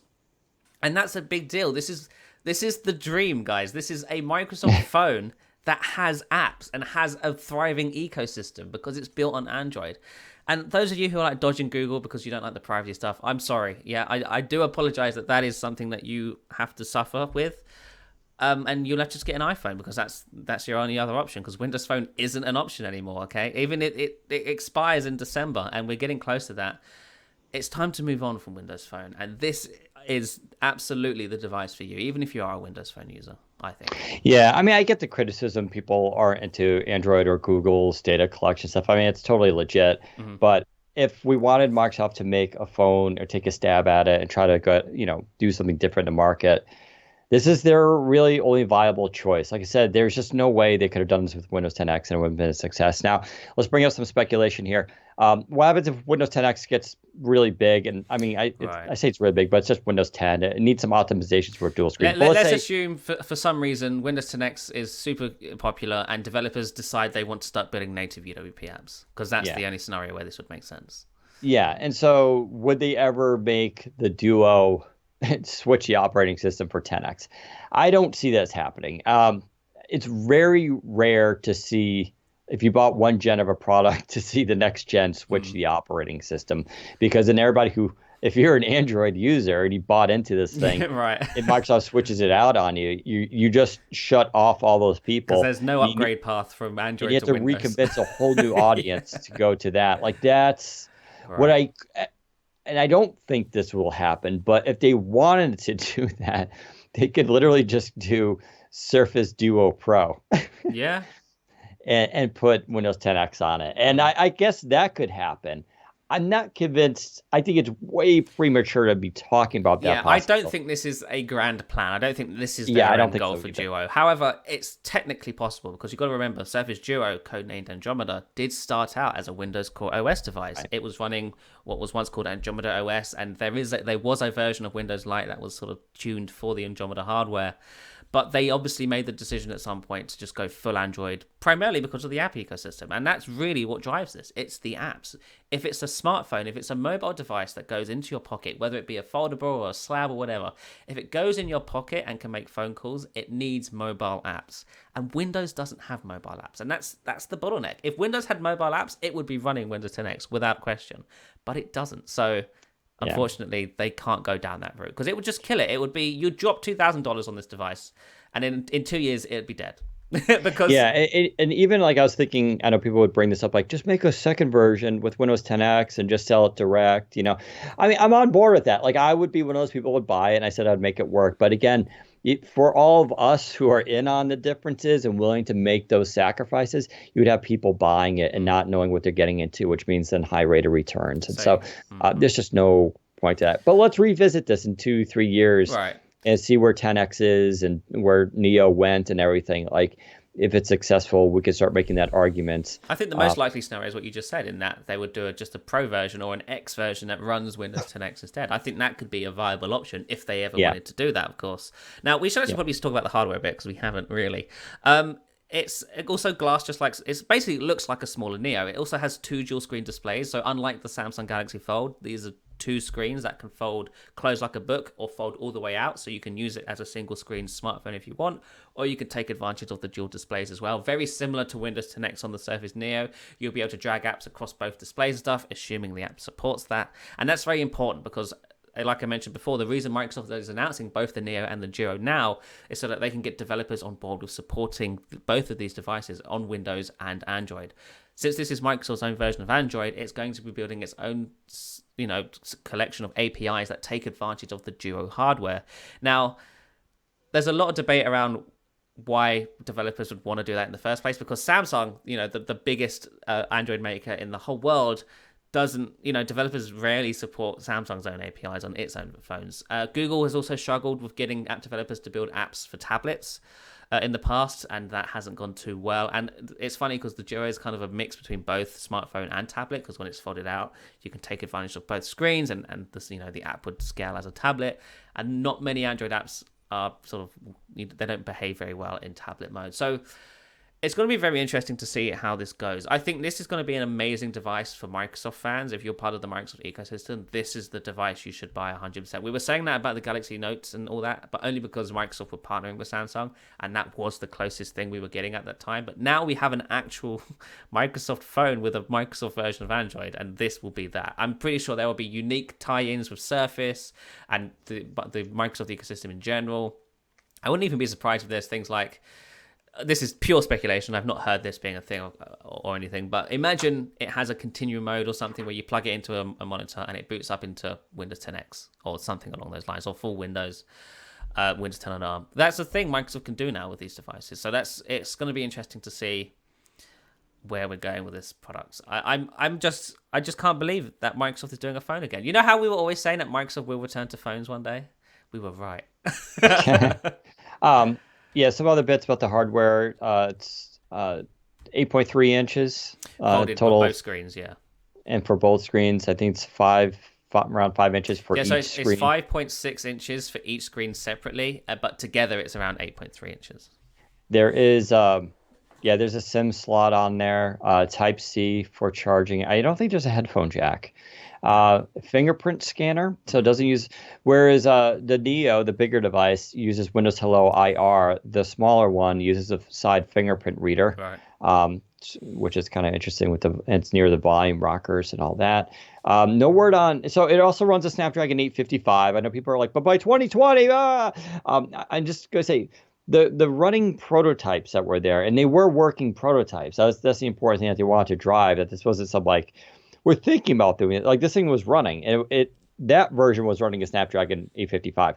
Microsoft cannot come out and go, yeah, of course it's going to run a Snapdragon 865 because Qualcomm would be like, we haven't announced the 865 yet. What are So you doing, what are you talking Microsoft? about? Shut Yeah. up. So all Microsoft would say is like, we'll have more information about the Yeah. chipset closer to And launch. it's So I it's think, also it's also worth noting this is Andromeda. This thing started out as a Snapdragon 835 device. Do you remember yeah, we were first talking about? Yeah, it's 835. It's gonna be great. yeah. This device has been iterated and improved upon so many So times. anytime you see someone talk about the processor being out, they just shut them down. Yeah, They're aware of that. But like I Panos said, they in one of the interviews he's done with one of the media outlets, he mentioned that Andromeda's on like its third generation now. Oh, the Surface Duo is on its third generation, and that's entirely accurate. This product has been through so many iterations internally. It's been in development for so long that yeah. So he was saying how when you get this device, it's not going to feel like a first generation device. And he didn't say like the Galaxy Fold, but in my head I assumed, oh yeah, just like the Galaxy Fold. A lot of people are saying the Galaxy Fold looks and feels like a first generation device, but this device has been in development for so long. It's been tweaked and tuned and changed so many times internally that they have perfected things like the hinge mechanism and the overall design.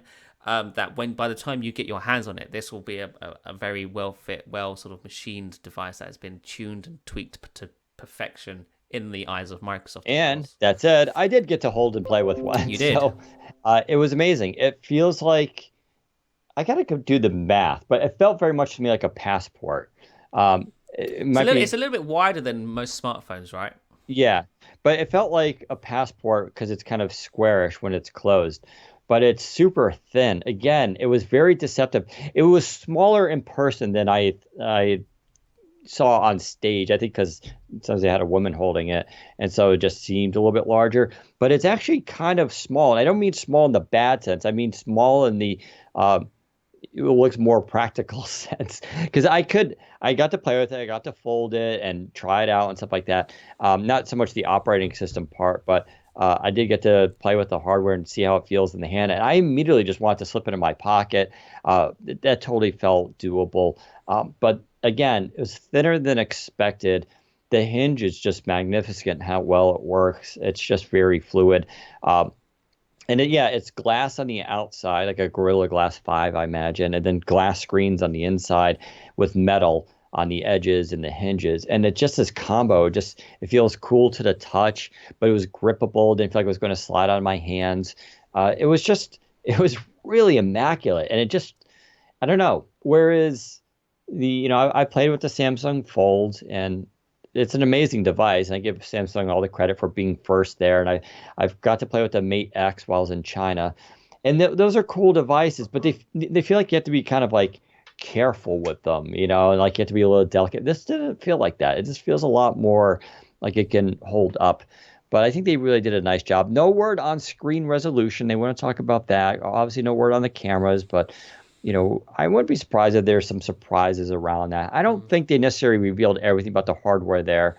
No, they didn't. He Because, said on stage that he wasn't going to talk about everything. yeah, he was a little uncomfortable with showing something off that's a year from now, because as many of you pointed out, but like, yeah, a year from now, who knows? Everybody's going to have these kind of devices, right? But the good news is they've been engineering this thing for many years. It's not like they whipped this up overnight. And so I trust the Surface team's engineering prowess. It's more about the software ends, and yeah, that's where they need developers to hop in on this and help them. Like I said, so I saw a Kindle app running on it. Kindle app automatically works, meaning it'll take up one screen, and then if you just drag it to the center, it jumps to both screens the way it should. But not all apps do that. So one of the things they want to have is like their Outlook app. They like demonstrating. You open Outlook, it opens up in one pane, and you can scroll through your emails. And then you can like open an email, and that email now goes to the second pane. Mm-hmm. Or if you're looking at an email and you hit a link, it opens up in the second pane, like the web page. That sounds intuitive, like, yeah, of course, but that needs to be programmed in. So that's what they're talking about, the software story, that devs need to sort of program it so that it's second screen aware, and that it knows if you're opening a link, it should open in that second blank screen instead of the one you're looking at, because Yeah. that's the whole point of this. I've seen a lot of people confused at Microsoft saying that, oh, the reason we announced this now is for the developers. This is the developer story. People are saying, so does that mean a developer can build one app that runs across Android and Windows here? No, that's not what Microsoft means. Microsoft is building a set of APIs that for Windows and another set of APIs for Android, so that developers can take advantage of the same behaviors on these form factors. So the APIs on Windows 10X will be, a certain set of APIs that developers can tap into. And then Microsoft will be introducing a similar set of APIs on its Android fork as well on the Duo. But they won't be, they won't be identical APIs. They are different platforms. After all, the developer will have to, adjust here and there where I necessary. think what they mean too is the Microsoft Graph, this idea that these APIs and everything taps into Microsoft's existing ecosystem for like services. Project Rome and stuff. Yeah. Right. So that's what they mean. And that's becoming increasingly cross-compatible. I mean, it should be obvious at this point that Microsoft's vision of apps and development is be everywhere and give tools that work across. If you develop iOS apps, like you can do it on a Windows machine now. If you develop Linux apps, you can do it on a Windows machine with the same dev tools. So that's where they're kind of going with all this stuff. Someone in the chat saying, it's like Zach is trying to convince us it's fully Microsoft, yet we're saying, but there's Google bits underneath. So, yeah, I mean, that's true. I'm not trying to convince you of anything, but it is true that there are Google bits underneath. But Microsoft is very open about this. This is the new Microsoft. Microsoft loves to work with, its competitors. They love to work with iOS. They love to work with Android. And being able to work with Google at a top level is a big deal. And I mean, this is Microsoft now. If you don't like it, if you don't like Microsoft working together with other platforms and other tech makers, then you shouldn't be using Microsoft products anymore. You should move on to somewhere else. This is the new Microsoft. If you're using the Microsoft ecosystem and you love Microsoft, this is what you love. You love Microsoft taking advantage of Android. You love Microsoft taking advantage of Chromium. You love Microsoft trying to break into Google's market by working with Google. This is a good thing for Microsoft. This is a good thing for the Microsoft ecosystem. And I don't see why people are complaining about this. Now, a lot of people are complaining about the bezels on this device. And I've said from the beginning, and John was going to have some big bezels. Because it's just, from the stuff I've seen, that's always been the case. It's always had quite large bezels. And I said this to you, Dan, whilst I was in New York. I was like, it's funny how, say on like the Pixel, the bezels is terrible, but we're looking at the Surface Duo and we're giving the bezels a free pass because Microsoft is finally doing a phone again. It could be no phone or phone with bezels. And I'd take the phone with bezels, and at this point. But Gen 2 and Gen 3, that's when we start to get picky with things. Like, maybe shrink those bezels a bit more, Microsoft. Yeah, there's a lot of considerations here. One, those bezels are going to be where a lot of the components are held. Mm-hmm. I mentioned how thin the device is. And that's important because you don't want to fold it up and have it be like, this thick mini book, right? You don't want that. And I kept saying it's smaller and thinner than I thought it would be. And that's because of those bezels. I imagine they skirted a lot of the internal hardware behind those bezels. If they made that all display, that would take up some more of that space. So the antennas and stuff like that are going there.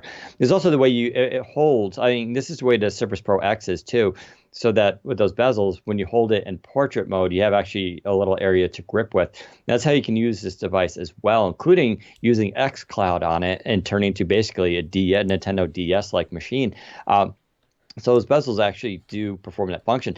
Also, I want to say that even if you can get around all that other stuff and you make the displays bigger and you get rid of those bezels, cool, it looks awesome. But what did you just sacrifice? You know the answer. You just took a major hit on your battery. Yeah. Because you can't just run larger displays and not have any consequences. You're also going to drive up, by the way, not just one. Right, because there's already that problem. Question how a device this thin running, these processor could do that with two displays. So you just took a hit on your battery life, which is probably already not going to be the best in the market. And again, because nothing is free, you just jacked up the price. You just made it more expensive. Yeah, and this is going to be an expensive device. It's going to be expensive. Yeah, I mean, if you just tacked on another $150 to have those better larger displays, I mean, this thing's already going to be expensive. So I know what people are saying with the bezels and all that kind of stuff. I'm just saying there are trade-offs into doing that aren't easy to engineer around, especially on a device like this. So I just keep that in mind. I'll also say, the only person here in this chat too who's got to play with it, when you get to hold it and see it in person, you're not thinking about the bezels. Like Right. Yeah. it's that compelling of hardware that when you're using it, the bezels are like the least distracting thing about it. It's It's magnificent. just It's like like how when the iPhone 10 came out and you held that device for the first time, the whole idea of the notch sort of disappeared because of just how amazing the hardware felt. You got to admit that the iPhone 10 was a marvel in engineering for Apple. It was a beautiful device. It felt amazing to hold. And although the notch was a sacrifice of having the Face ID stuff, the idea of the notch being a problem just fades away almost instantly when you hold that device for the first time. And I assume it's the same with the Duo. Like you hold the device, you go wow, and then the idea of it having slightly bigger bezels is not an issue anymore. yeah, like I said, I mean, I'm sure they want to get rid of them, but there are just engineering limitations. And it's one thing I still love about this job is I get to talk to the people who actually make this stuff, and I get to ask them these questions. And a lot of times you get a very pragmatic answer. It rarely the answer is like, "Huh, we never thought about that." Thinner bezels. Like even HP learned this lesson, right? Everybody kept speaking, make, your HP Spectre, get rid of those giant bezels. And they finally did. They reduced them by 60%. But again, nothing's free. They lost Mm. now the top deck speakers because the deck got so short because they lost 27 millimeters of deck space.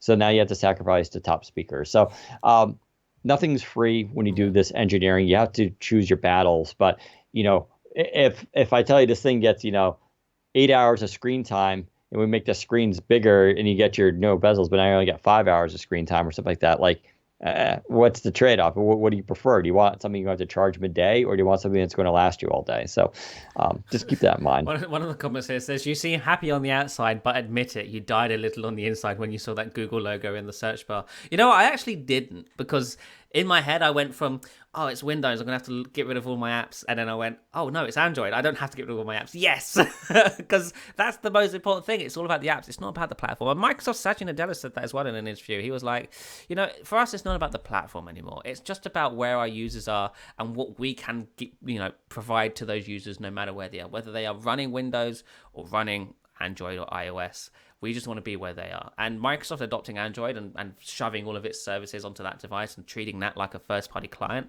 I think is the best alternative, because now I have my banking apps, I have my favorite Reddit apps, I have my YouTube clients, I have everything I use on my phone. And And you know what now? well, You know what they can do now? what can they do now? Mark the date, October 4th, 2019.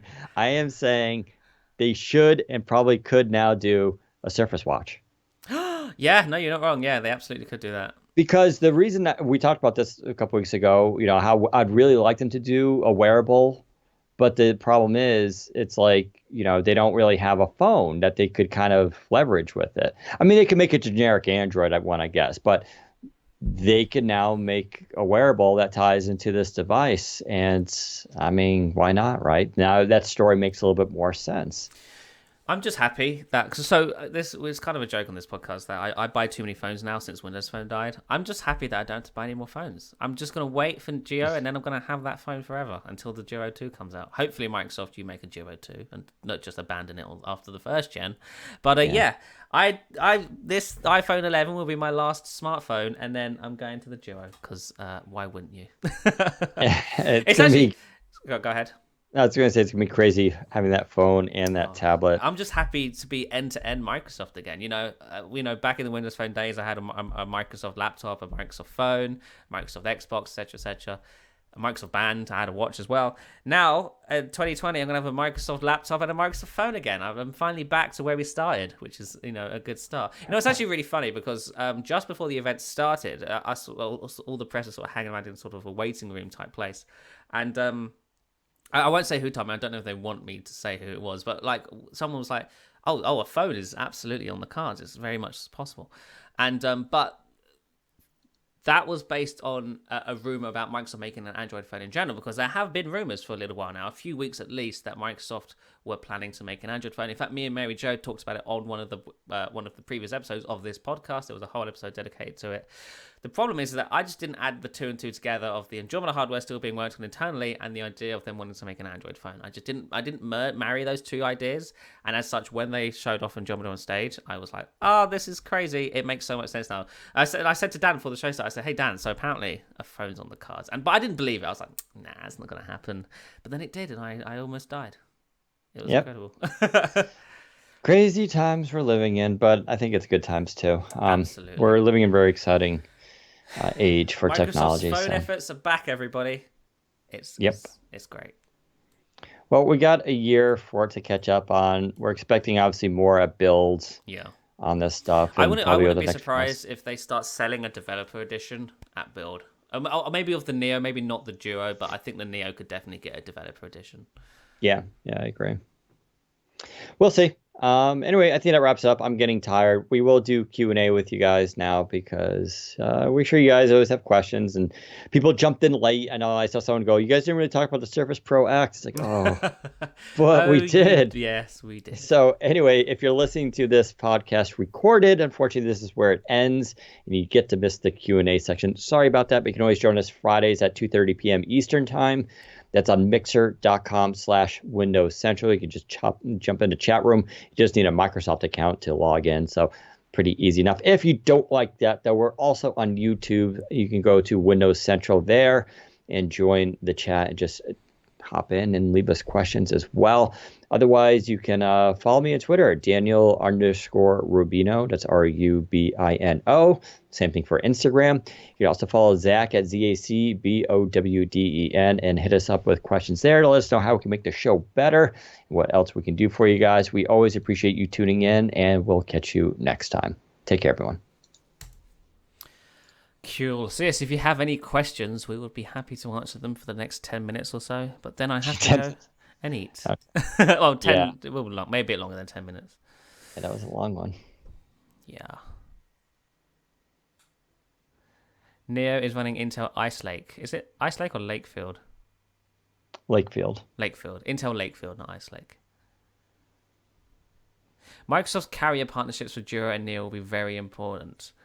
Not carriers for Neo. Neo is just straight up LTE. It's a PC, eSIM, regular SIM. You just throw in a SIM, it's data, right? Mm-hmm. Duo, possibly. They could sell on... I kind of think that Microsoft is going to sort of position Duo as a phone for enthusiasts, just like how the Pixel sort of is. Like the Pixel series doesn't sell amazing numbers. I mean, I think they have got some carrier partners now, but I don't think the initial Pixel did. Or maybe it's Verizon, I can't remember, but anyway, the Pixel sort of carrier situation wasn't great for a while, and that's because Google sort of was just sort of like, hey, we kind of just want you to sort of buy the phone if you're an enthusiast. We don't really care about carriers and stuff. And I think the same might happen with the Surface Duo. We'll have to see, of course. I don't know those plans, or if they're planning to like push this as a full-blown smartphone and try to market it to general consumers and stuff. I don't know how they're going to go about it. But from what it looks like to me, the Duo is just going to be a device for fans and for enthusiasts who are part of the Microsoft ecosystem, and that's fine. I wouldn't be surprised, though, if AT&T and or Verizon get some deal. Don't forget, with Google being a partner now in this has got legitimacy behind it. I could totally see AT&T backing this device running a commercial, but we'll have to wait and see. Someone mentioned they love the new HP Spectre X360. It's what they've been waiting for, but they are curious, are there any other big announcements they should be concerned about that may tempt them away? As far as I know, no. The CES is the next big show. That's beginning of January. And then whatever gets announced there won't be out till like March or April. So you got some time. Of course, the way things are moving these days, it's super fast. But no, that should be pretty much it. You got Dell's lineup. You got HP's lineup with the Spectre. I imagine the Spectre X360 15 will get a new version at CES. And then, of course, you got Lenovo stuff with the ThinkPad. I still got to finish my X1 Carbon review and Yoga. So, yeah, that's pretty much, and now you know what Surface team has done too. So that is your choice for the next, 6 to 9 months, pretty much. So I've got quite a few questions here. The first of which, does Surface Neo support telephony? The answer is no. Surface Neo will support LTE, we believe, but the being able to make phone, it's not a phone. So the phone call stuff is specific to the Duo. Yeah. The LTE, the Neo will just have LTE mobile data when on the go, just like the Surface Pro X. What exactly are the limitations of Win 10X outside of enterprise use cases? So Windows 10X is a much more locked down version of Windows, kind of similar to iOS in the sense that maybe not locked to an app store, but users will not necessarily be able to access things like the registry or system files.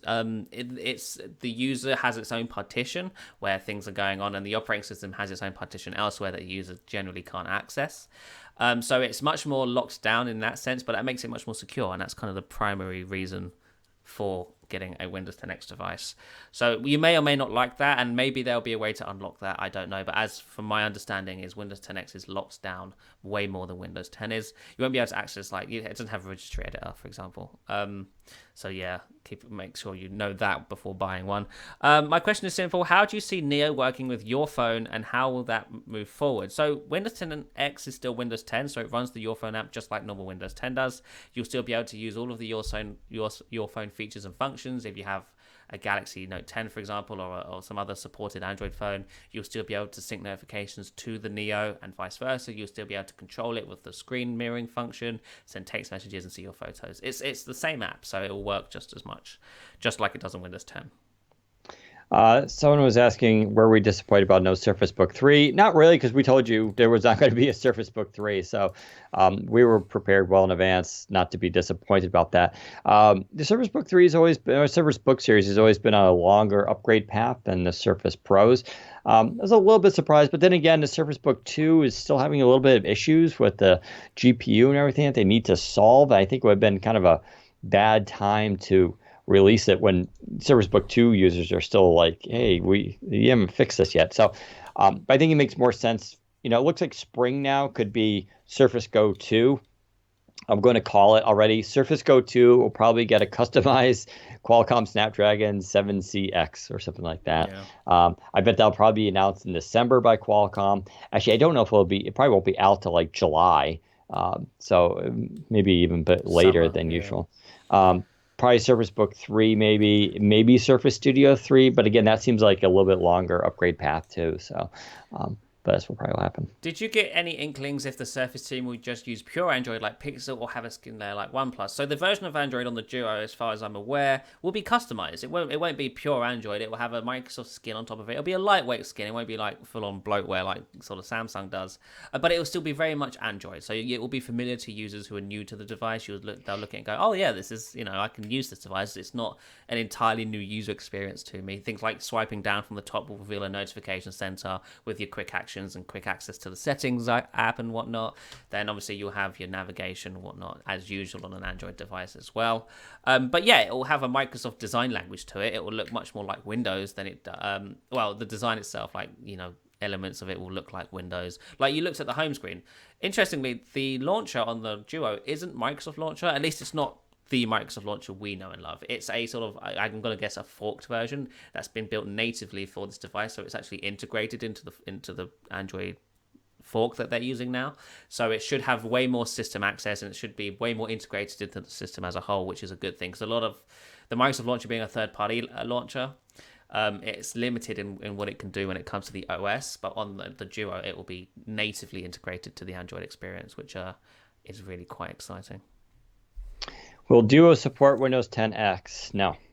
It's not a Trojan horse either. No, it's just straight up Android. They're just going to get all their apps and services on it, and they get a lot of data from it, right? Data use and adoption. No, this isn't a Trojan horse. Verge is telling that Windows is not important anymore. That actually came from an interview with Wired from, I think it was with Wired. Yeah, it was Satya Nadella and Panos Panay. And it was Nadella who said, that it's not that Windows, it's not as important for them anymore. They're about the cloud and Azure and the graph and all this kind of stuff. But it's not because that Windows isn't necessarily important. It's just that they're about software, apps and services and where things go. And they're trying to be everywhere. I mean, if you look at it, they now support Intel, AMD, Qualcomm. They have a gaming console They have PC gaming. They have virtual reality. They have mixed reality with HoloLens. They have a giant collaborative Surface Hub device. Um, they're on Android. They're on iOS. Not only are they on those, they actually have some of the top downloaded apps and highly rated apps on those things. They have Windows, which is still dominant in the PC enterprise space. They have the whole PC area has been dominated by them for a long time too. They're basically wherever computing is, they want to be in some Yeah. form or not, and that's Yeah, all that matters. it's not about Windows being not important anymore. It's about putting the right operating system on the right screens. Panos said in one of the interviews that you wouldn't put Android on a Surface Pro. You wouldn't put Android on a Surface laptop. Yeah, it'd be ridiculous. Right. Why would you do that? Windows has its place on devices with screens larger than 8 inches or 9 inches. Anything smaller than that, and it's Android from Microsoft. But And I think people had that. It's Windows. Yeah, I think people had confusion with that because they're like, well, I mean, if you're putting Android on a Duo, why not just put it on the Neo then?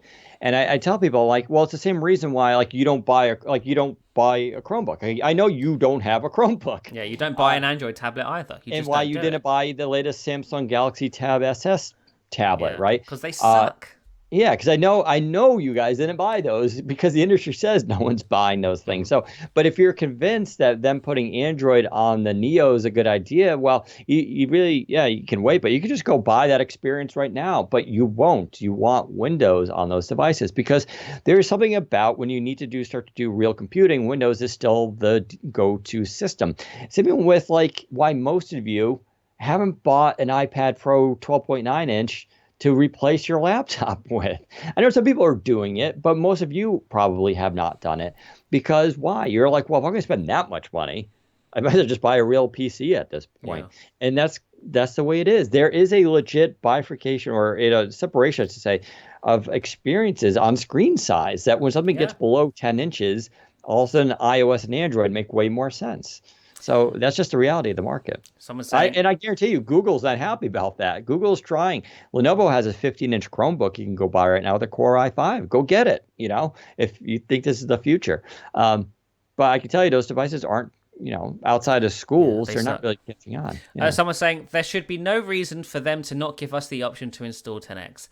There are like 100 reasons for why they're not doing it. The first of which is just not compatible with your PC. It's a modern platform. The drivers wouldn't work. There's a whole load of reasons why it wouldn't work. Also, the core OSs aren't compatible either. You can't just upgrade from Windows 10 to Windows 10X because at the core they're very different operating systems. Although they are still Windows 10, keep that in mind. That's just not compatible. You'd lose out on lots of things as well.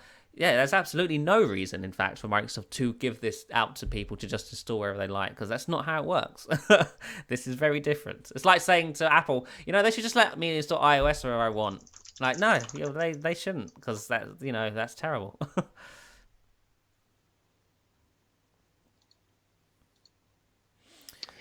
Will Win 10X support apps like Photoshop? Yes. Yeah, it runs Win32 programs, so yes. In both 32 and 64-bit. With the Wonder Machine Duo and the chosen OS Android, why really would a developer bother writing an app for Neo? Because Neo is Windows. I'd say this is. I'm seeing that a lot of people are struggling to understand this, and maybe this is. I'm gonna have to say this is Microsoft's fault at this point because this. Neo is a Windows device, so it's a PC, just like your current PC is a Windows device that you're probably watching this video on. It runs Windows apps. A developer who's building a PC app isn't going to build it for Android. They're going to build it for Windows, and as such, it would run on the Neo. And if they want to take advantage of the dual screen device, they can do that as well, and that's the whole point. The Duo is an Android device, so if you want to build a mobile device, you build it for the Duo. You don't build it for the PC. You don't have to. Microsoft doesn't want developers to have to build apps for both devices. If a developer only wants to build for one platform, they can do that. It's not a problem. It's just that if a developer wants their app on Windows and wants it to support the Neo, that they need to get that conversation rolling today. Same for the Duo as well. It's not that. It's not a. So imagine, say, I'm Reddit, for example. I developed the Reddit app for Android. And I've seen the Duo, and I'm like, I want to support the Duo's, dual screen capabilities, and I build out the support for my Android app to now support that. I've done that. It runs on the Duo. The Neo's launching as well, and I'm looking at the device going, oh, that's a really cool idea. you can't just take your Android device and make it run on the Neo. That's not how it works. You would have to build a new Reddit client for the Windows PC. But you could take advantage of those similar APIs that Microsoft is offering on Windows as well as Android that do give it the same functionality eventually as well. So that's the developer story there. And like I said, we'll hear way more about this app build. Maybe Microsoft is working on a bridge that allows Android apps to just sort of be ported very easily to Windows. We'll have to see. Couple of quick questions. But can you install Windows 10X on any computer? No. Can I buy the license? No. Windows 10X, this related, will Windows 10X run on HoloLens? No. Again, Windows 10X is for dual screen devices only. It's still just Windows 10. HoloLens runs Windows Holographic, which is its own version. To be fair, they are the same operating system underneath. They are both Windows Core OS, but the top layer, the sort of experiences that the user interacts with are very different. So that's why these are getting different product names. Although they are the same operating system underneath, Microsoft needs to differentiate them for the different form factors. So 10X is for dual screen, Windows Holographic is for HoloLens, Windows Teams is for Service Hub 2X. And that's how they're differentiating these. At a core level, they're all the same, but above that, they are modularized and different for whichever device they're running on.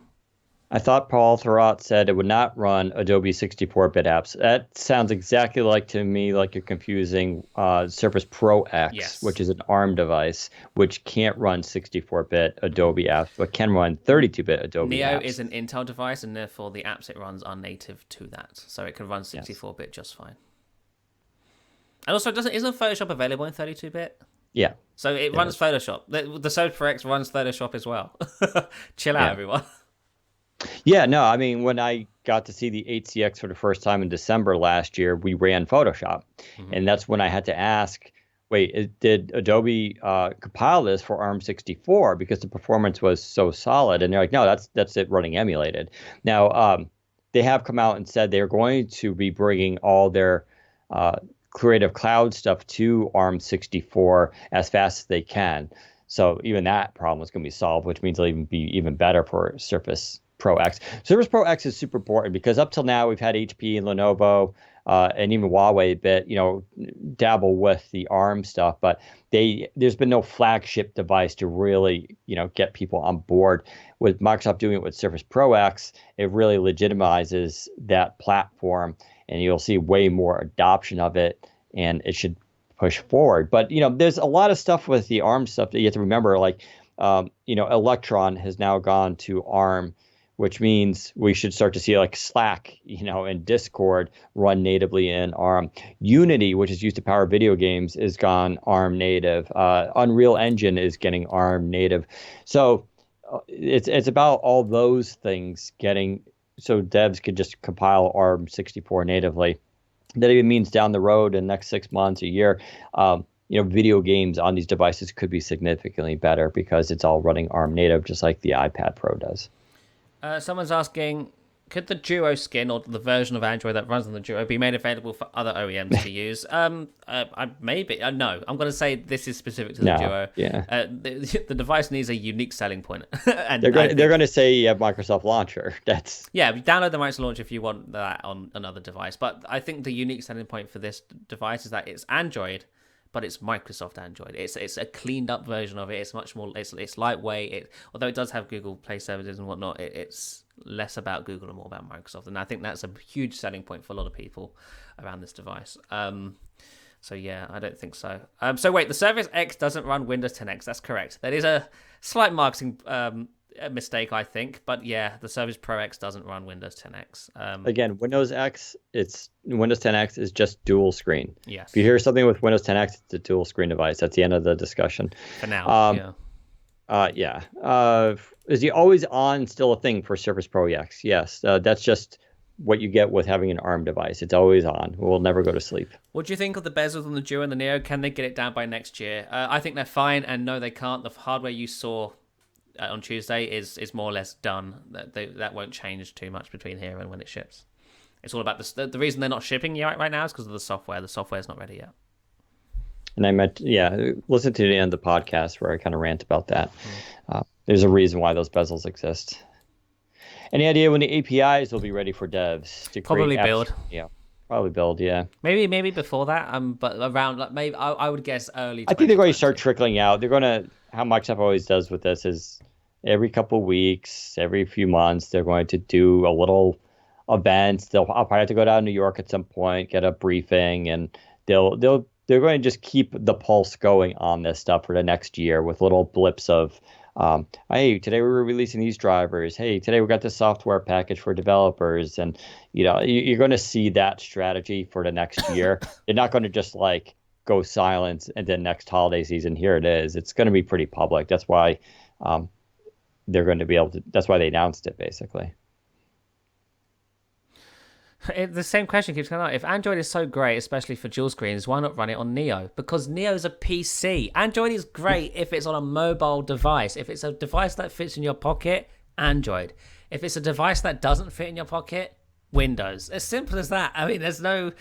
I don't know why this is so hard for a lot of people to sort of grasp. It's the same reason why none of you have bought Chromebooks. Yeah, seriously. It's like, if yeah, or an Android tablet. Like you're not buying them because Android tablets suck. If Microsoft were to put Android on the Neo, it would suck because it's not a phone. It's not a mobile device that fits in your pocket. Android is great on devices that are small, that fit in your pocket. Now, yes, the Duo does fold out into a larger device, but that's not a single screen. It's two screens. It's two 5.6-inch screens. As such, you can take advantage of both of those screens and treat them like two separate phones. There's a lot of great things you can do with this form factor being two screens. So, yeah. Will Duo have Groove and Microsoft Maps? Are you guys coming out of like a cave for a few years? These are the Windows Phone people. I'm telling you, they've been waiting for this. There's no more Groove. So what I think he's asking is, will Microsoft have its own music app on these? So a lot of OEMs, when they build their own Android devices, they build their own first-party apps for it, like the phone app, the messaging app, and so forth. What I think these people are asking, because I've seen quite a few of these questions now, is will Microsoft be having its own first-party system apps on the Android device? And we don't know the answer to that at this point. Microsoft didn't let people touch the device. Didn't let people play with the OS, so we weren't really able to tap into things and check things out. So we'll have to see. The answer is we don't know, but I would assume Microsoft will build its own, SMS and phone apps and whatever else. So I was asking, what happened to the Samsung 8CX laptop, the Samsung Galaxy Book S? Yeah. I actually did ask that, someone from Qualcomm, and we're not expecting it out till like around November. So, yeah, holiday season, apparently. I know, I was expecting around September too, but that's what I'm hearing as well. So, still got some time there. Whenever you guys be at XO19, I will be at XO19. I'm very excited. Did you hear anything about what's going on with 20H1? No, I'm pretty sure 20H1 is basically done at this point, which is unfortunate. But yeah, not a huge update in the grand scheme of things. Well, the Duo will have its own photo app. It seems so in the screenshots. I don't know. I'm not sure. Again, that comes back to the whole, will Microsoft build its own first-party apps for the Android device? And yeah, we don't know. I mean, part of me is just like, Google Photos is pretty solid. Like, I don't know. Like, no, my guess is they'd want a OneDrive alternative. Right, and you can just use OneDrive now with auto backup. It's a terrible photo viewer, I think, is what they're asking. Will there be a photo viewer? We don't know. We don't know. Yeah. Will having Neo run Windows 10X and Duo run Android confuse people who may buy both, since they look the same, and complain that they can't run the apps they can on the Duo and the Neo? This will be up to Microsoft to make clear in the marketing that they do for these devices. The same question can be had. Do people get upset when they buy an iPhone and an iPad and can't run an iPad app on an iPhone? Because you can actually do the other way. So it's not a great example. No, yeah. This is a unique problem Microsoft will have to deal with. But yeah, this will be up to Microsoft to explain clearly in their marketing when they do market these devices that, hey, this is a PC, it does PC things, and hey, this one's the phone, it does phone things. And some of those apps may be available across devices, but others won't, and that's just the way it is.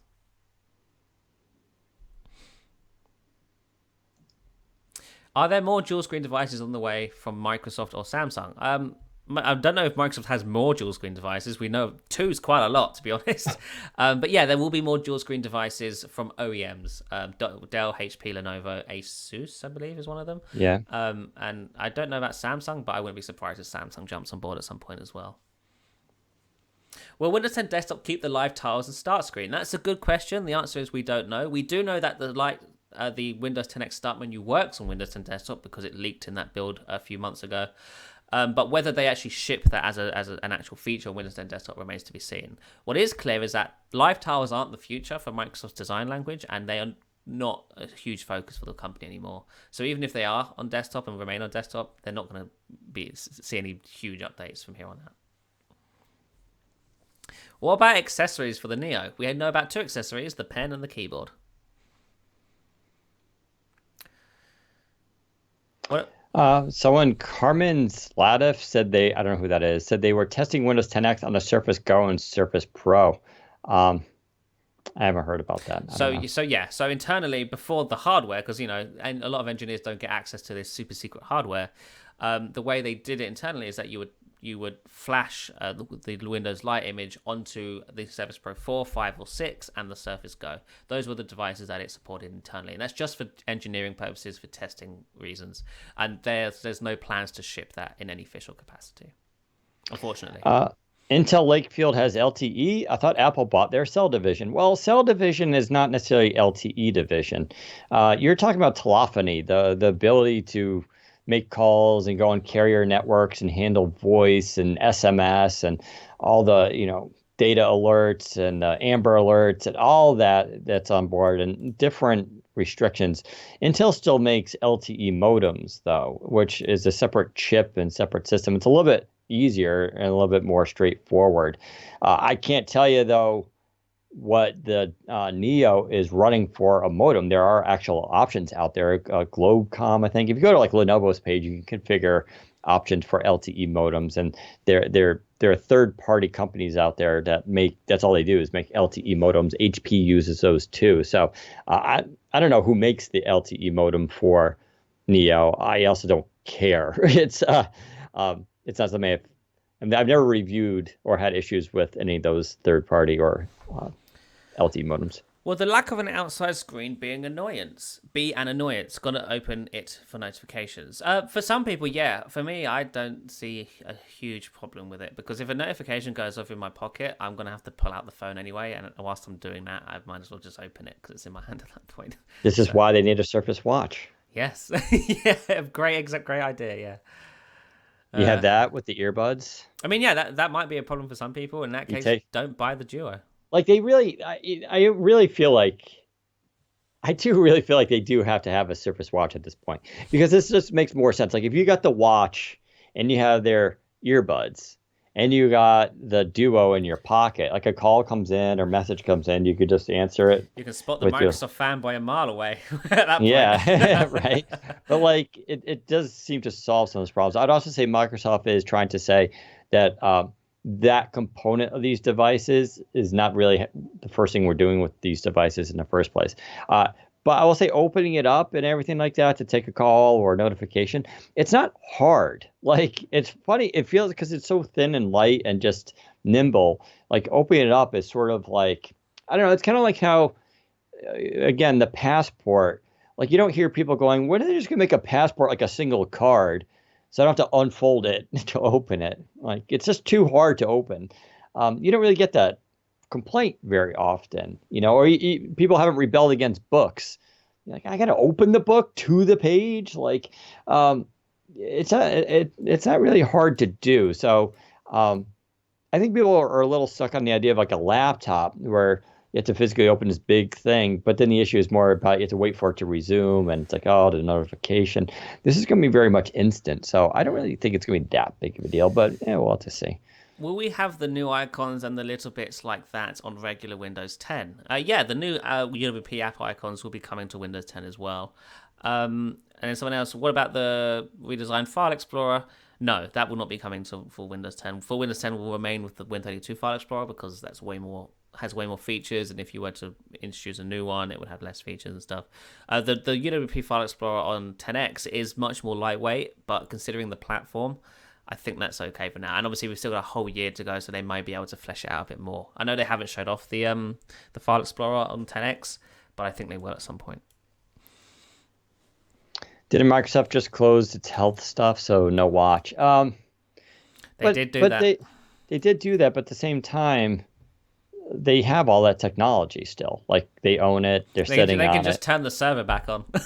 Yeah, like in the server part, sort of, I feel like the least complicated bit of this. And who knows, they could be refactoring that anyway, but they still have all that tech, all the health data and everything, and like they have it all. Like they know what goes into it. So I don't really see that as it'd be different if the band had never existed and I was talking about a watch, and I'll be like, well, they would have to be doing all the health stuff right now, hoping it works well. But they already did two versions, and almost three versions of the bands. They know how that stuff works, So it's like I don't see it that big of a deal for them to have to restart that stuff if they wanted to. Does the Duo support inking? Yes, it does. It's a Surface, of course it has inking. Yeah, carrier route or direct from Microsoft, probably both. I think because it's an official kind of Google product now, like I think AT&T would get bored on pushing this. I will buy from Microsoft because I always buy direct from Microsoft if it's a Microsoft product. LG has a dual screen Android phone, but no one seems to care. It's because it's an LG phone, and LG Yeah, phones and suck. also it's an accessory that goes onto a normal smartphone. It's Yeah. absolutely not a dual screen phone. Someone's asking, will Windows 10X have a new Microsoft Store? No, it'll have the same one on Windows 10. It's still Windows 10, so any app that's in the Microsoft Store on Windows 10 can run on Windows 10X. Dog Camp Health, Fitbit seems to be up for sale. Yeah, we talked about that last week. I don't know if there's so much up for sale. It's just looking for funding. They're in a precarious situation. I don't know who would buy them. Google doesn't really seem that much interested in the wearable space. Apple, I don't think needs them.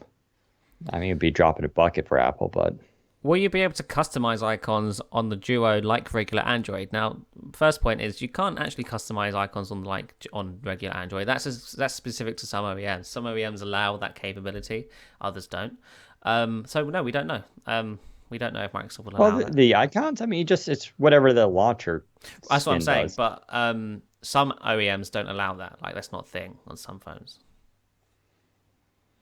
So yeah, we'll have to wait and see.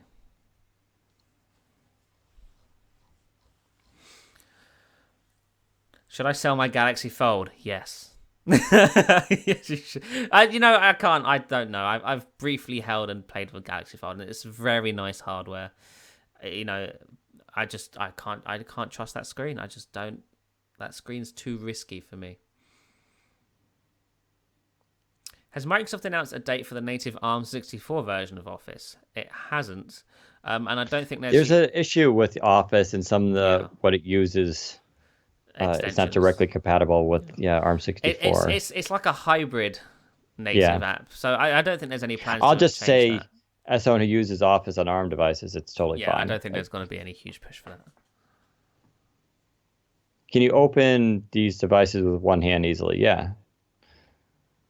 Sorry, someone's saying I'm wrong. x86 64-bit apps on the store won't run on 10X. That's absolutely wrong. Every single app in the Microsoft Store will run on Windows 10X, unless it's compiled for ARM, in which case it won't. 32-bit, 64-bit, Win32, UWP, PDBA, they all run on Windows 10X if it's in the Microsoft Store.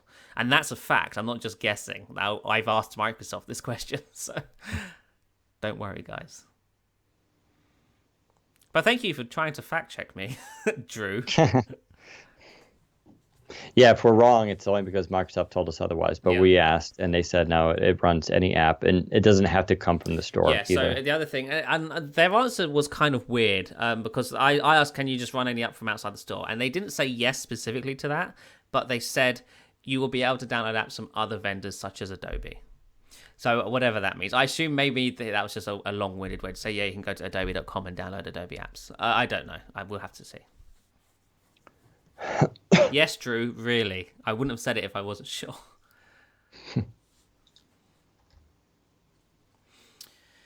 Do you think Microsoft will revive UWP Office, especially for the Neo device? That's a good question, and I don't know. The Office UWP apps are amazing. I love them. I use them every day. And in the demos, I'm pretty sure they were the UWP apps. Yeah. So I don't know. We'll have to see. But if not, it can run full Office as well. Yeah, I think people keep mixing up Windows 10X with Windows on ARM. Yeah, and Windows the Surface Pro X. Yeah, Windows 10X for the dual screen Intel devices. They're full PCs. Surface Pro X is a full Windows 10 device running on ARM, and that device can't run the x64-bit apps. It can run ARM 64-bit, but if it's like Intel 64-bit, then it won't run on there. It could run Intel 32-bit though. Keep that in mind.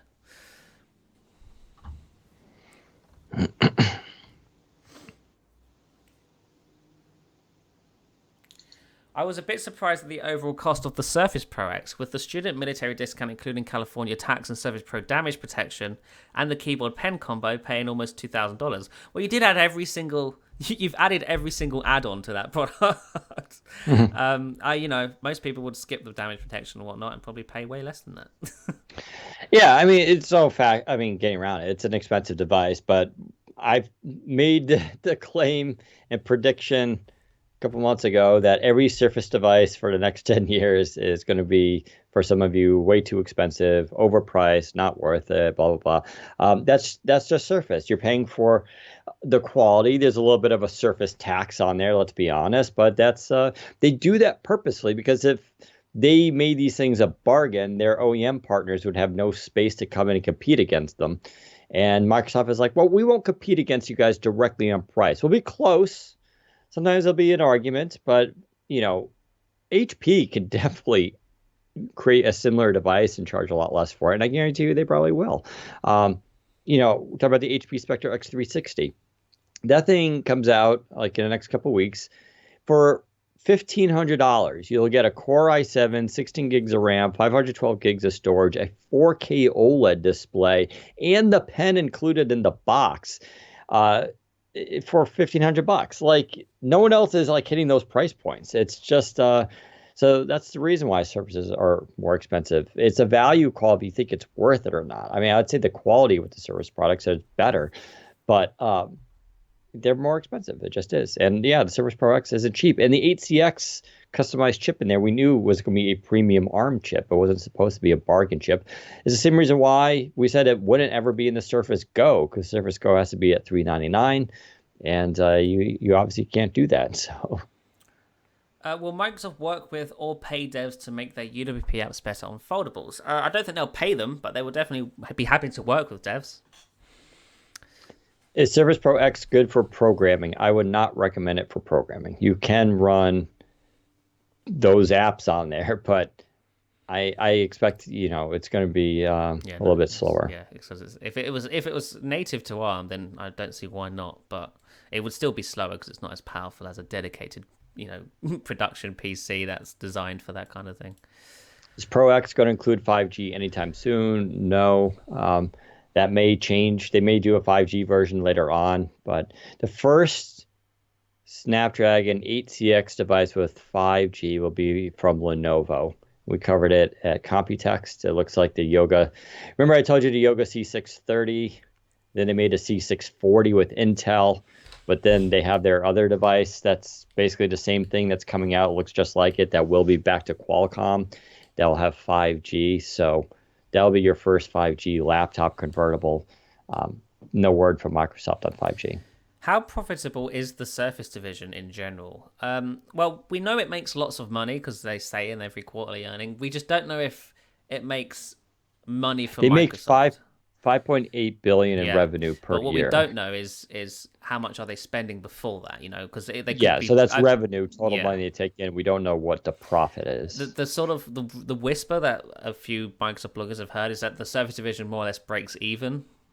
So it's not bad, but they're not sinking money into it. But at the same time, it's not a huge money maker for the company. But that's fine. I think this is necessary either way, because Satya Nadella did an interview with Marques Brownlee, and Satya says it there. He's like, we make Surface because it pushes the industry forward, and we want our partners to see our devices and make better devices because of that. And it's really worked. I mean, you look at the PC industry in 2011, 2012. It sucks. You look at it today, it's amazing. HP, Dell, Lenovo, they're all making excellent PCs, and that's because Microsoft released Surface and was like, hey, OEMs, do your best. And they have. So, yeah, Surface won't be going away, if that's what people are wondering. What does holiday 2020 really mean? Yeah, I know we take it for granted here in the States, but is it November or December? It's a little bit of both, to be honest. It's the end of the year. Yeah, it usually means like towards the end of November, the second half of November on through December. So that's the holiday season. So Did you manage to see the Surface Pro X performance? Is it good? Do you know something more about the battery life? I mean, listen, dude, like I wish I could give you a review of it, but we had, maybe 15 minutes before we had to move on to every other device. It felt fine. It felt snappy. I'm already biased against Snapdragon. I'm okay using a Snapdragon 850. So this is going to be faster, more significant. It's supposed to be like a Core i5 8th generation. I'm sure I'm going to be pretty happy with the performance, but you're going to have to wait for reviews so I can actually put it into context, benchmark it, give you numbers and battery life stuff. But no way we can figure that out while it's on the floor. Does Microsoft still own all the Lumia camera tech? Could they use that in the Duo? Yes and yes. But whether they do or not is another story. Yeah, we don't know what they're going to do around the camera. Me and Dan have heard of some really interesting camera ideas, but I don't know if any of them will make it into the final product. So I won't talk about them. What are the direct competitors to Pro X? Not a lot. Galaxy Book 2. I mean, on the Windows side, it would be Galaxy Book 2. But I wouldn't be surprised if HP or something like that does something else. I really would like to see HP to do the, was it the Elite X2? Was that it? The NBX2? I forgot what it was now. Their Snapdragon 835 device. I thought was absolutely just gorgeous, and I loved using it. So I'd like to see them do that. Then there's also just the iPad Pro. The iPad Pro 12.9 with LTE, I think, is a direct competitor. I think this brings a lot of the best of that. Instant on, better battery life, LTE always connected, and that cool form factor, but with a kickstand and keyboard, like in inking. As far as the leaks are concerned, do you think Microsoft purposefully leaks the other devices as a strategy to announce the foldables? No. I know for a fact that Panos and his team were very, very, very upset that the Pro X, the Pro 7, and the Laptop 3 had leaked before the announcement. Microsoft never purposefully leaks things. That's very important to remember. When it comes to hardware, at least, Microsoft never purposefully leaks things. There's no reason to. It doesn't benefit anybody internally. It's only really for fans externally get excited about things, and then lots of things get cancelled and they never come, and then they surprise us on October 2nd by announcing a phone that we thought was dead. Will I be able to do a Surface Laptop 3 review before October 22nd shipping? Probably. I don't have dates yet on when these things are coming for a review. That's typically, though, how Microsoft does it. Or I should say, I don't know if it would be before the 22nd. I think sometimes like they'll give us an embargo usually. It might be the 21st, and maybe the 22nd, maybe the 20th. It'll be close to it, and I'm going to have to work my butt off because it seems like I don't know what they're even sending yet. But we'll have something. On another note, when is this new Xbox dashboard update coming to the public? I'm assuming you're talking about the dashboard redesign. I'm pretty sure it's a 20H1 thing, which means not until spring next year. Maybe they'll backport it, I don't know.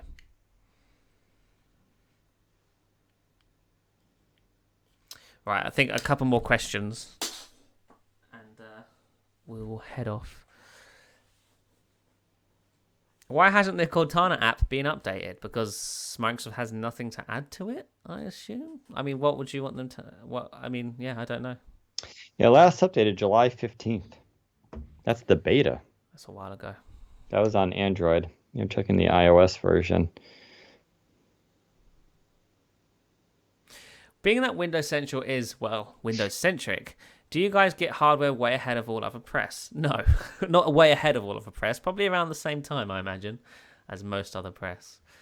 In fact, we're Windows Central, and we don't even get special treatment. Well, the Cortana on iOS the beta expires in 10 days. Yeah. It has been if you tweet about that, they'll push an update. Because I did it last time. I was like, the betas are going to expire in about 5 days, and they update it. So just complain and I'll update it.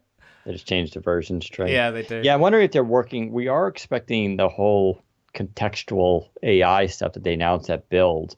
So I'm wondering if that's going to be, they're going to have like a big build coming out, a big update.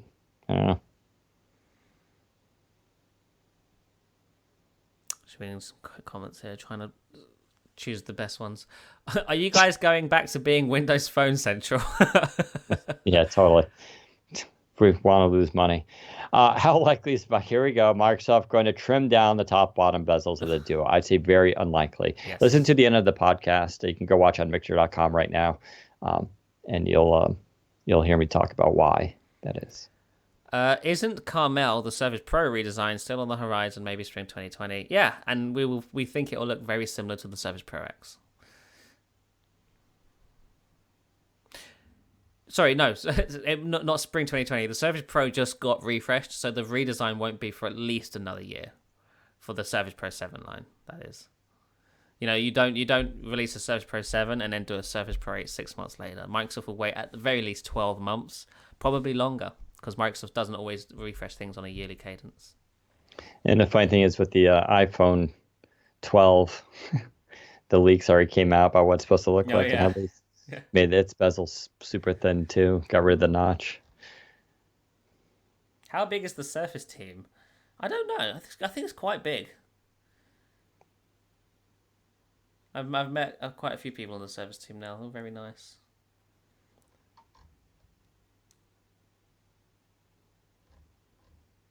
In your eyes, is the Surface Pro 5, the unnamed one, still worth it in comparison to the 6 and the 7?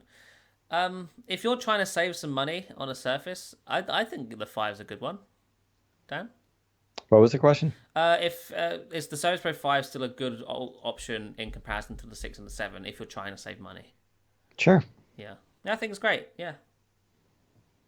What's the future of the Surface Book? We don't know. Good question. I'm assuming now just update its internals in the springtime. But a few Microsoft bloggers were speculating that the book might go away at some point. I mean, I don't know what would replace it, but we'll have to see what the plan is.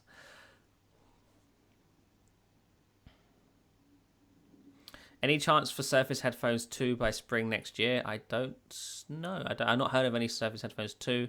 What would... I guess slimmer, right? I think that's the big one, just slimmer headphones. Yeah, I don't know. I've not heard of anything specifically. Is Surface Pro 7 more powerful than the Pro X? If you buy the i7 one, yes. And I think the i5 one will be more powerful as well, to be honest. Yeah.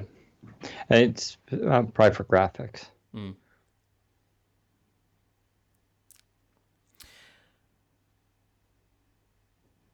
What happened to Teams for Life? So that was a rumor that it would be announced October 2nd, and that rumor wasn't true.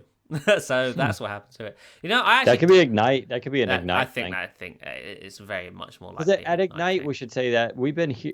Ignite has been lately more about sort of their software and services updates. Like they've been actually Outlook and all their major apps, including your phone and stuff like that, have had news at that event. So I could see Teams being at Ignite. It kind of makes a little bit more sense, I think. Is Microsoft likely to support the Duo for 5 or more years? So Microsoft hasn't. The Duo unveiling wasn't like a full product launch. It was a sort of hint at the future, a tease. So they haven't talked about their plans around Android on that device too much. So we don't know how long they're planning to support that the Duo for. But I think most Android OEMs support for 2 years, 2 feature updates, two full versions of Android plus an extra year of security updates, so 3 years of total support. But Microsoft can, if they want to, push that further. I guess it depends on how many people buy the Duo and whether or not it's worth the resources to continue updating that device, especially if a Duo 2 has come out and more people are using that one. Well, there's a lot of questions that we just don't know right now. So at the time, we don't know if it'll be for 5 years. 5 years sounds like a long time for an Android device, but who knows? It's entirely possible. Which new Surface device coming out this year are you most looking forward to reviewing? I'm not reviewing none of them, but I'm most looking forward to the Surface Laptop 315. What about you, Dan? That'd be my second, but Pro X would be probably the first. I just don't like that form factor. I just don't like the kickstand sort of tone. I like it. I like it a lot. It's fast, in and out. But it's all good. They all make me happy. All right, I wanna go eat some stuff. All right, Dan's shutting it down, guys. Yeah, I'm shutting it down. We'll be back next week. You can answer more questions.